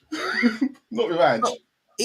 But listen, we've played Alkmaar, who are so bad that we sold them Troy Parrott, who couldn't score goals for MK Dons and Millwall. Right? We've beaten. We're going to get past. We beat them 1-0 with a penalty. Right. I know. I'm not saying this is what I'm saying, Ronnie. I don't think we've been good in the Europa. It'd been awful. We have been awful, other than a 45-minute defensive display in Frankfurt in that second half. We were decent in some of the group games at the beginning. We Were weren't we? terrible. Look, the games where we played the rubbish teams, we weren't useless. We were okay. Hold on. In the league stages, we played 3 teams of note, right? If we're going to be which was Roma, Rangers, and Galatasaray. We played Roma. They were all over us in that second half. They should have scored loads of goals, right? We got a draw. Galatasaray, how they didn't beat us 10-0 is beyond me. Yeah, but that was Andrew's fault, that one. We played Rangers. Like, by the way, this isn't a vintage Rangers by any stretch of the imagination. No. They had a cup game a few days later. But we were going through probably our worst part when we played these games too. But Marlon, you can say this all you want. Listen, but we still managed to get through them. We're still here. I would bloody expect us to get through as well. This manager's had 17 new players, £400 million, right?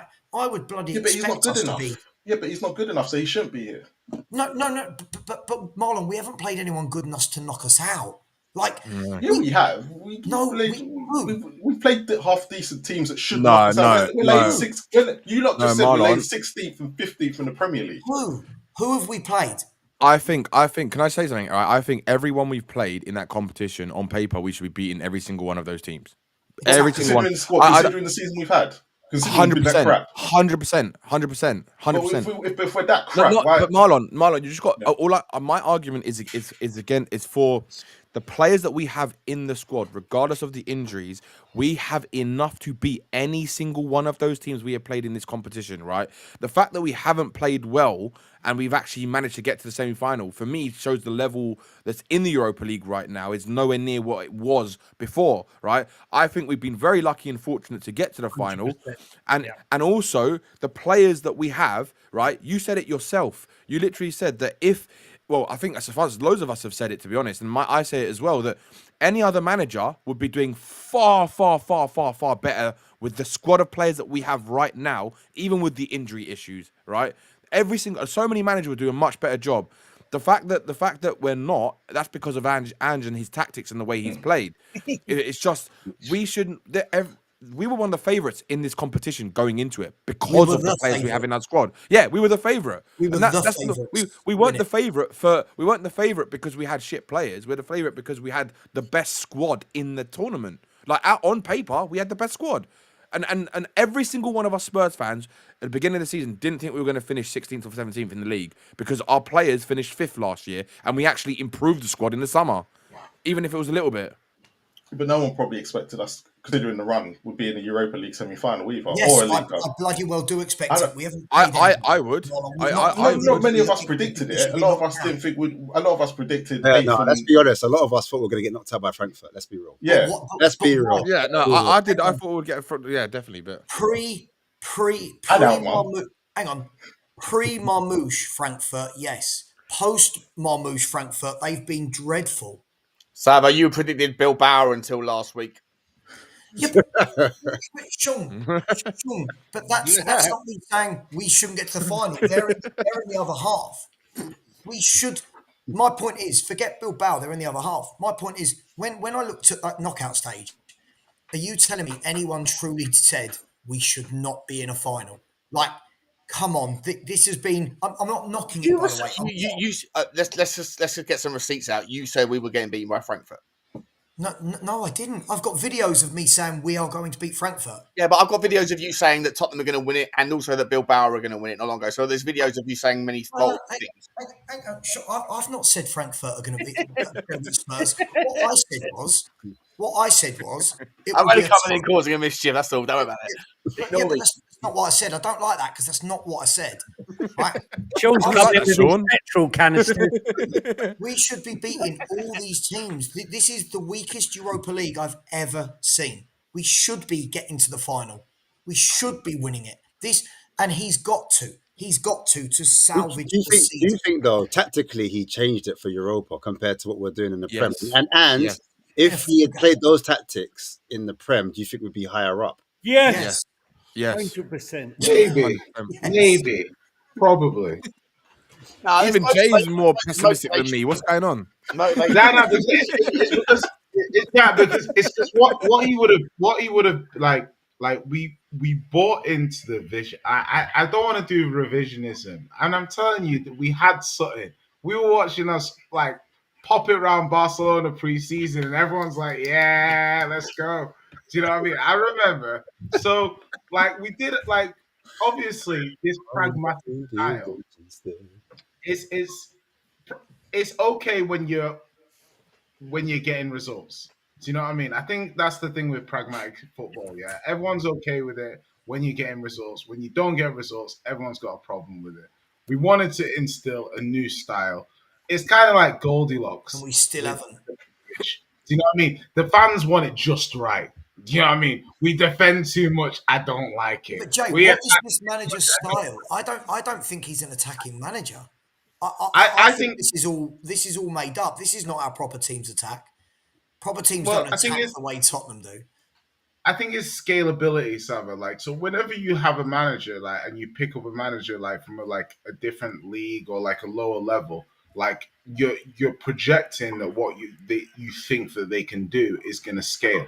Do you know what I mean? That's how it works with McKenna's, companies, everything. You know what I mean? And you make a gamble on the style of football that he showed when he had superior players in Scotland and whatnot, like with scale, and it's obviously not scaled.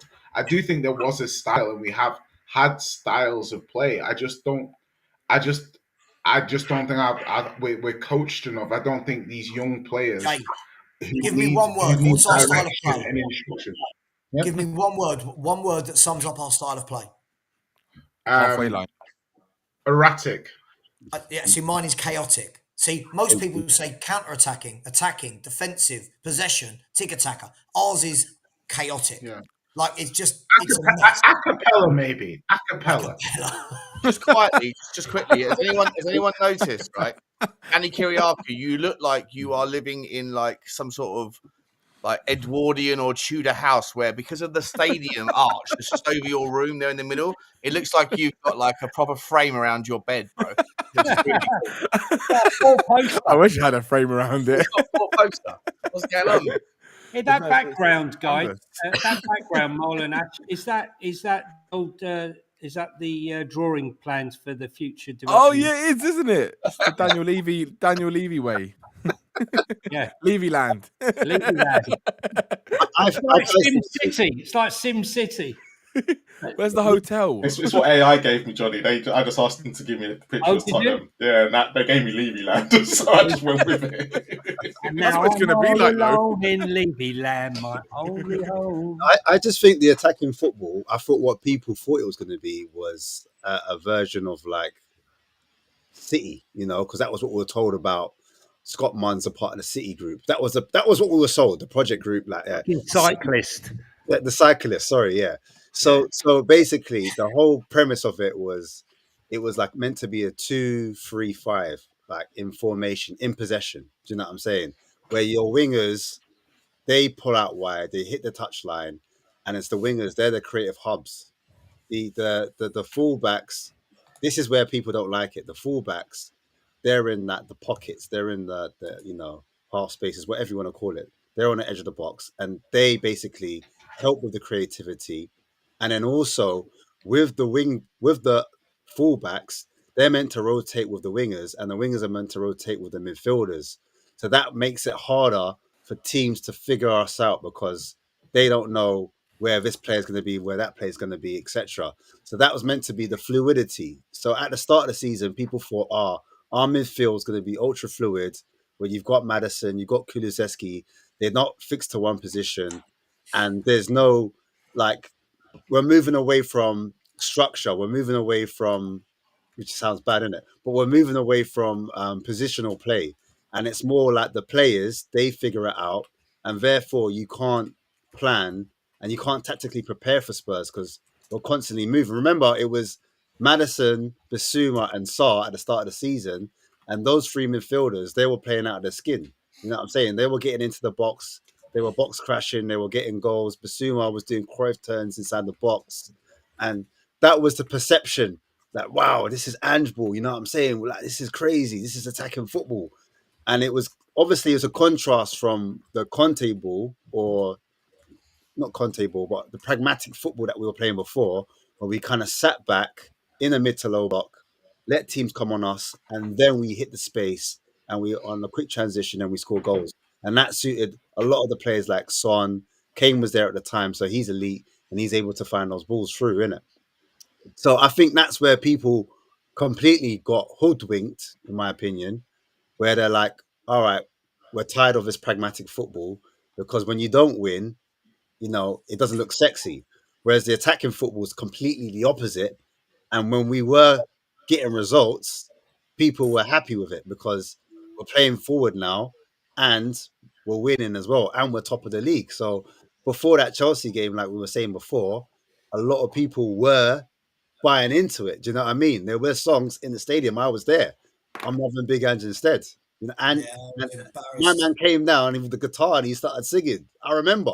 Do you know what I'm saying? So I think that's the attacking football people were really buying into. Possession style football, fast moving, free flowing, attacking football. That's what they thought it was. But then further down the line, I feel like managers with more nuances, once they figured it out, like they were like, well, the highlight's crazy. Like all we got to do, like, I don't know if you don't watch the game today, Barcelona, Hansi Flick's line was crazy. Mad. The only thing, Ash, he had four of their main defenders missing. Right? No, I hear that, but regardless of the tactics, the line was what up. I mean, that 18-year-old making that tackle to give him the penalty. Kunde was missing. They like a lot of players were missing. No, I hear it, bro. A lot of their key players. I'm gutted. To be honest, I'm gutted because I think Barcelona with the proper defense and Lewandowski up front, they beat everyone. Yeah, I hear it, but I'm just talking about from a tactical point. Too high. Ash is talking about 2023 tactics, not realizing we're probably nearly in 2026. I mean, that's my problem with it, Ash, is all the tactics we're talking about. It was not. We've spoken about this, mate. The new version of tactics is to have a different version of manager. Like long gone. That the next phase of football is to have 3 managers in your squad. Right? You're going to have an Ange for the days when you need to roll out the high line. You're going to have Sam Allardyce. You're going to have a Sam Allardyce when you need to put in a low block. Hang on, what about Neil Warnock? You need a Neil Warnock for the commentary, for the presses. It's a new version of football that's emerging, the new world order. Forget about squad rotation. We're talking about managerial rotation. It's going to be epic, and it's going to look phenomenal. The first we're going to see manager flip floppings all the time, basically. You're going to see, you know what, Ange, today isn't your day, bro. Today's not your day. Today we've got to play. You've been dropped, Ange. You've been dropped. You've been dropped, Ange. Step up, Sam Allardyce. It's your chance to take the reins, bro. I need to shoot. Much love to you all. Thank you, sir. All I want to say is I just want a normal coach. I just want a coach. That's all I want at this stage. What's your prediction for tomorrow night? Or Thursday night? Thursday night, I think we scrape through. I think they win on the night, but I think 3-2.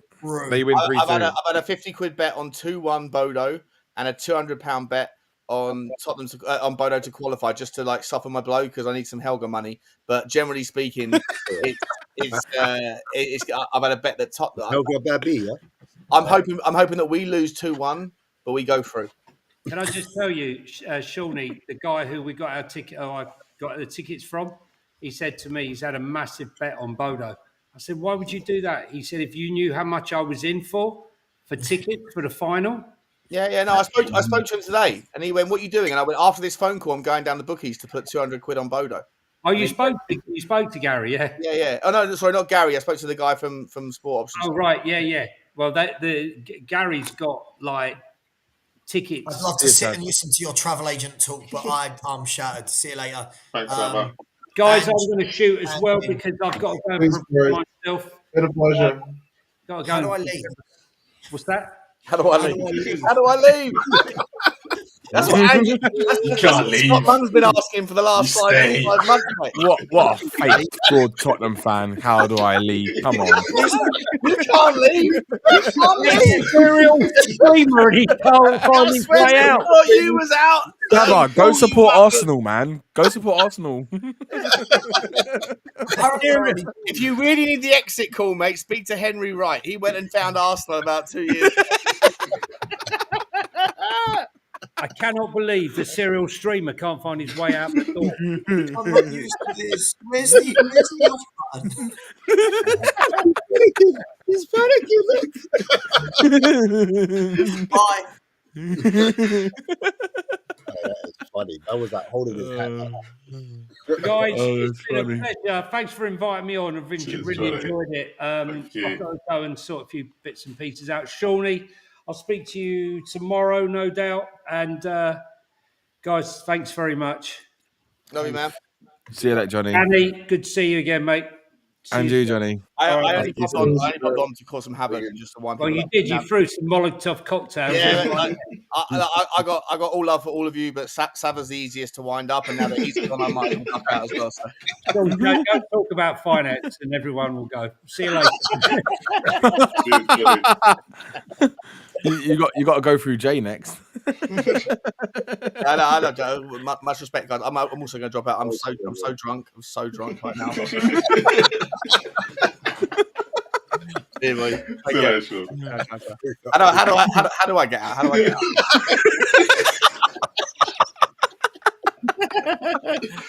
Do you know what? I actually don't know how to get out either. I'm not getting out now, but I'm just saying. This is how we keep everyone on our stream, Danny. You can't get out. Once you're in, you can't get out. Do you know? I want to ask you a question, guys. Right? Yeah. If we do, because obviously our season is tying. It's literally going to depend on. Well, our future is going to depend on whether we win this trophy or not. Right? If we do win it, who would you? Do you think realistically? Who do you think we could actually get? Because we know that Ange's probably going to go. We know that Paratici is going to bring someone in, and with the draw of Champions League football, and with obviously the money that we're going to get, which would probably help to invest a little bit more in the players. All right, look, Danny, I've been watching Javi videos all day long. Yeah. Documentaries. Do I think he's right? I'm not too sure if he's right. I'll be honest with you. Really? I'm not too sure. After doing my research, Right. I would love Simeone and Inzaghi, but I think it's a pipe dream. Yeah. I'm being totally real.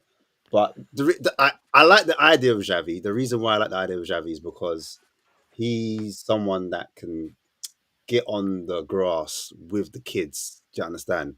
And he was a midfielder himself. And I think they look at him and they like, wow, this is Xavi. Yeah. You know what I'm saying? Yeah. And when I was watching the documentary, he talks about the 4 P's in it. Like, that's his philosophy that he doesn't budge on. And the 4 P's is basically positioning. I think he said positioning where you position yourself. And I thought, wow, positioning. I know Andre ain't talking about no positioning. You know what I'm saying? When he's playing. No way. So No way. he said positioning. He did say possession as well. So I was like, yeah, possession is what it is. He likes to, defend with the ball. He likes to hold on to the ball. Then he said perception. That one blew my mind. He said perception. So perception meaning like game management, like smelling the game, realizing the situation that you're in. You get it? So I was like, whoa, perception. He was the master at perception. Yeah, exactly. Exactly. And then also in terms of perception, like how to what your next move is, thinking 2 steps ahead. You know what I'm saying? So I was sold on that. And the other P, I think was pressure in it. So I mean, to defending, where to be, how to win the ball back, how to recycle it, etc., etc. So those is 4 P's in it. But I remember him. He's talking to like Pedri on the pitch, then he's talking to Yamal, and he's talking to them like, "Oh, when you receive the ball," and he's just like doing this with his hips, and you know what I'm saying, I was getting gassed. It's like he's not. He is literally coaching them. He's not just coaching them. And that's what you want. He said he was so excited. He was like, "I wish I was on the pitch. Pay me enough. I would pay right now to be on the pitch with you lot. Trust me." Blah blah blah blah. Go on. Do you know what, Ash? You're right. Like for me, if we get into the Champions League, I would love nothing more than to see Xavi at this football club, because of course. I do have a caveat. Yeah, go on. Okay, what I'll say is, I just think with the players that we've got, every single one of those young players would have grown up watching Xavi, right? Would have watching winning everything, being one of the best midfielders ever. Right? Fame, People would, what, yeah, stressful, like everything, right? He's won everything. And he will command so much respect, I think, from the young players because he's going to go into players like Bergval. He's going to see that ability and oh, he's going to turn Bergval into a world class player. he Like, will. I genuinely believe he could turn player into a world class player. I think some of the other players we've got in the midfield as well, I think he can elevate a lot of their games. Like, just even someone like Madison, he could even take him up Yeah, another yeah, level yeah, potentially. definitely. I just think someone like him, he's actually gonna coach us. And with the kids that we've got, like Mikey Moore, I think could learn so much of someone like Xavi. Could you Yeah, imagine that? definitely, He's not definitely. gonna learn that. He's not gonna learn how to fucking. Sorry for swearing. He's not gonna learn how to see a certain pass for Ange Postecoglou or position themselves. Or like you said, Mm, with Xavi, when you watch him and you watch Bergval, right? Bergval, I'm not saying he's at Xavi's level, but when you watch Bergval, he's always scanning around his area. Always, always, always. That Xavi was like that, but even on another level. Like he was, like you said, 2 steps ahead all the time, which is why he could always see things that other people couldn't see. yeah. Now, if he can coach people to get better at doing that, it's a whole different ball game that we're playing with, and that's why I'd really like him. I'll add on to it a little bit more because the Go thing with on. Xavi, he played underneath Pep, but he Yeah, also played underneath Enrique. Now, yeah, Pep and Enrique, they've got slightly two different styles. Pep's more like he likes to play with control, and yeah. the tempo's slightly different. Whereas Enrique, I remember the Barca fans were against him at first before he won the treble, and he had was it not SAS? It was SMS or something. Suarez, Messi, and uh, Neymar. Neymar, SMN. Yeah, Sorry, yeah, and but he played a lot more direct, like balls over the top. You know what I'm saying? Faster transitions. That was Enrique's style, isn't it? So a little bit different. He kind of broke the tiki taka style. So yeah, he learned after two. He learned two different coaches, two different kind of styles, and he started implementing that when he was at Barca when he took over Ronald Koeman, yeah, who had them in ninth, innit? So he took him from ninth, and then he won their Spanish Cup, their Super Cup, which is that basically like the FA Cup, and yeah. then he won the league with them as well. So he did a double. But my concern with Bijavi is the same things that I've mentioned earlier about Hansi Flick in terms of like the higher line. For me, is still going to be an issue. Do you know what I mean? Because he's going to want Mm, to adopt that. He's going to want to bring that higher line, and I think in this league now, it's a little bit more nuanced, different type of coach. yeah. He's wedded to that philosophy. He's wedded to possession style football, and I just feel like we need a coach that can adapt at times, recognize the game state, and say, "Look, Mm, I saw it with Brighton. The Brighton coach, he was stuck on that like high line attacking style, etc., etc. Got found out, and he had to quickly change his tactics.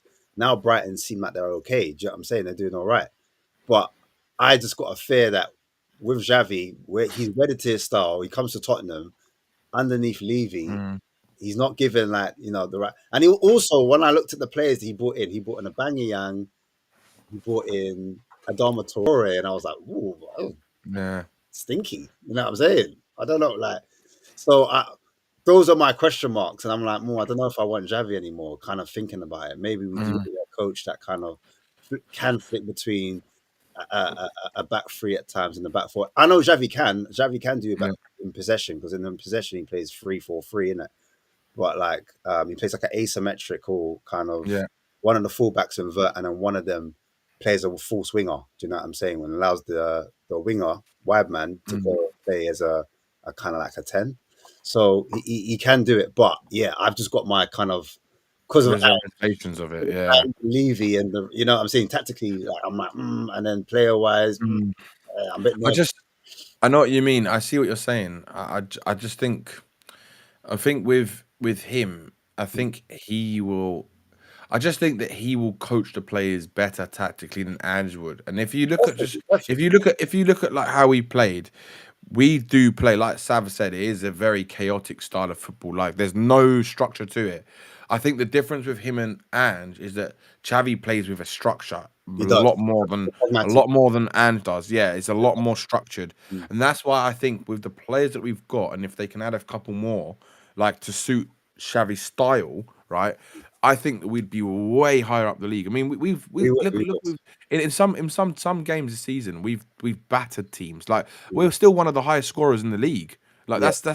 that's a crazy stat, which means that we don't really have the biggest problem scoring. It's just we have a big problem when it comes to defending because we play such a high line and we're just so chaotic and we don't know how we That's don't have the any reason structure. why. That's the reason why I would like a manager that can flip between the two. Like I they get can go, that, they can go but from like because we haven't got a problem scoring. It's more the and it defending side is. of things. And But I then you'd don't have look at Xavi as a defensive coach. I see him more as a coach that wants to prioritize, what we do on the ball as opposed to what we do off it.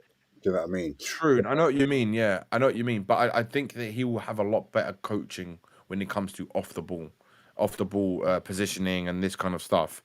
And that's why I'd like him. But I get what you're saying.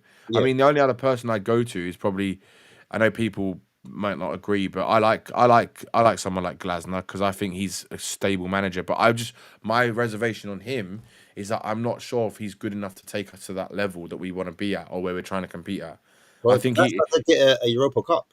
To be I fair. know he has. Yeah, I know he did. I know he did. But the So thing could is, Ange. Uh-oh. Uh-oh. yeah. So could Ange. Yeah. Marlon's right. Is So that what could we're doing Ange. now, yeah? I'm gonna poo-poo Glasgow because of Edge. But I mean, who? Okay, so then based on that, then say hypothetically we get to Champions League next season, which is fucking nuts. Sorry, I keep swearing. That's right. We get to the Champions League. Paratici's the director of football. Mm. Then who would you want realistically as our manager? Then if it's not Xavi. And I not Inzaghi, because realistically, I yeah, mean, Inzaghi would be the I would best bet, I would 100%. flirt with. I didn't think I'd say this, but I would flirt with Thomas Frank. I would.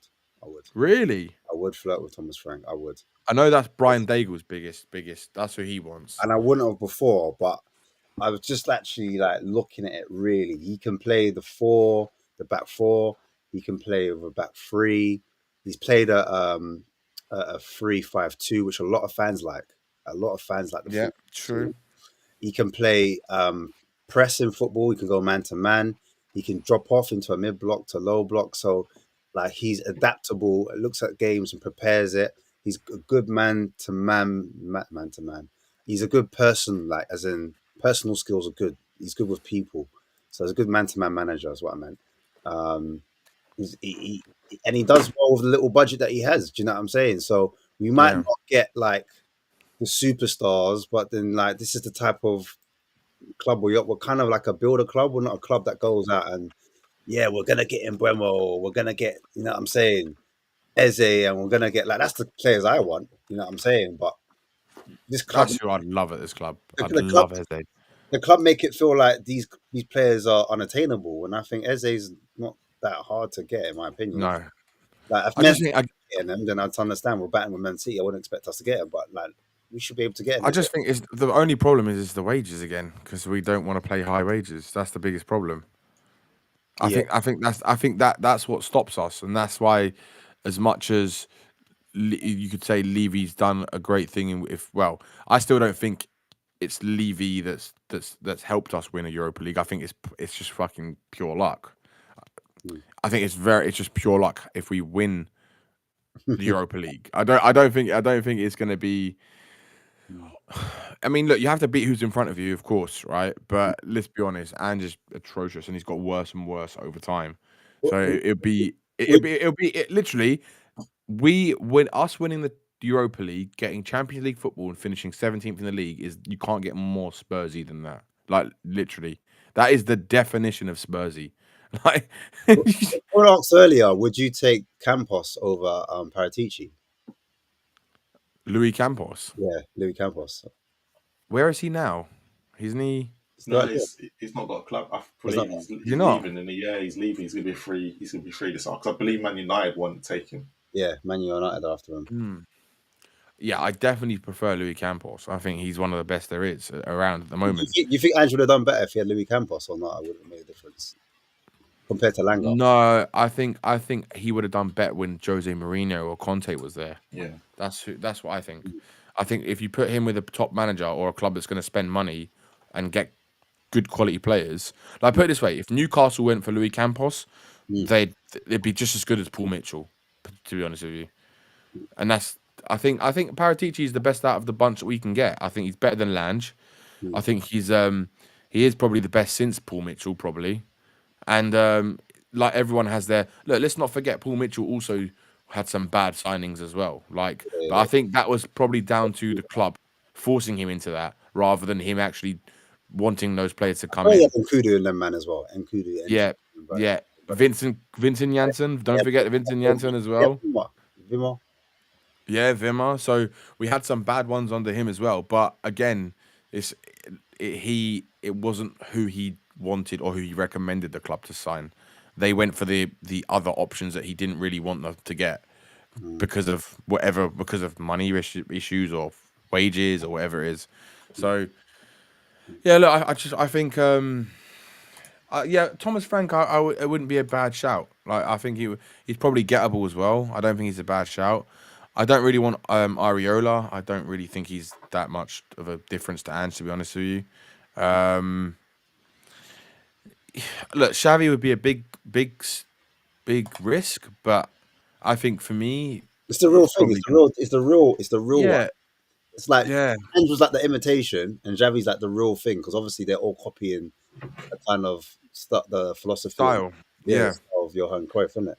Whereas this just think, do you know what? I think Tottenham will go for someone like Frank if we don't win the Europa League. Yeah, I think that's what I'm thinking. But I'm just thinking because did Vinay bring in Arteta? Was he the one that bring in Arteta? I think so. Yeah. I think it was. Yeah. That's the reason why it would make sense if he kind of went for because he probably looked at. He used to work under Pep. Pep's obviously champ at the moment. If we know all of his tactics, so he might look at Xavi in the same kind of like he worked under Pep. So like because look at Maresca. Maresca obviously. He's where Chelsea at the moment, 4th, 5th? Yeah. You know what I'm saying? So he's looking at the top teams at the moment, Maresca, Arteta, and Pep. They all have the same kind of, they're all in a kind of similar, even Slot's not a student of Guardiola, but again, it's a similar style, isn't it? You know definitely. I think I think that any one of those managers, I think, would do a better job than what Ange is doing anyway. So I think regardless, I don't think we can get worse under one of those managers. Like, I think someone like Xavi, he can build, especially with the youngsters. I think he'd be really good with the youngsters.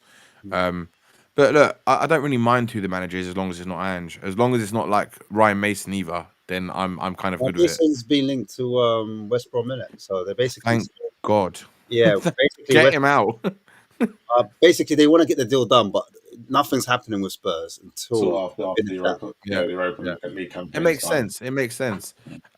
So, I think they need a shake up of the whole staff. Get rid of Jedinak, get rid of all the crap players, all the crap staff we have, and let the manager bring in his own staff. And that's another problem, Ash, is that we seem to have issues with Tottenham wanting to bring in an extra member of staff from the manager's team. It's ridiculous. Like, what? I mean, do you remember when we were trying to get who is it? Who is it that we were trying to? Was it? Oh, I think it was Arnie Slot when we were offering him a job, and they were saying we could only take like 4 or 5 of his staff, and he wanted like 7 or 8 or something like this. And it's like, what? Like what? An extra what? An extra couple $100,000 a year is, and they're gonna say no to these players, to these staff. It's ridiculous. It's like, no, work with what you've got. No, I don't want to do that, mate.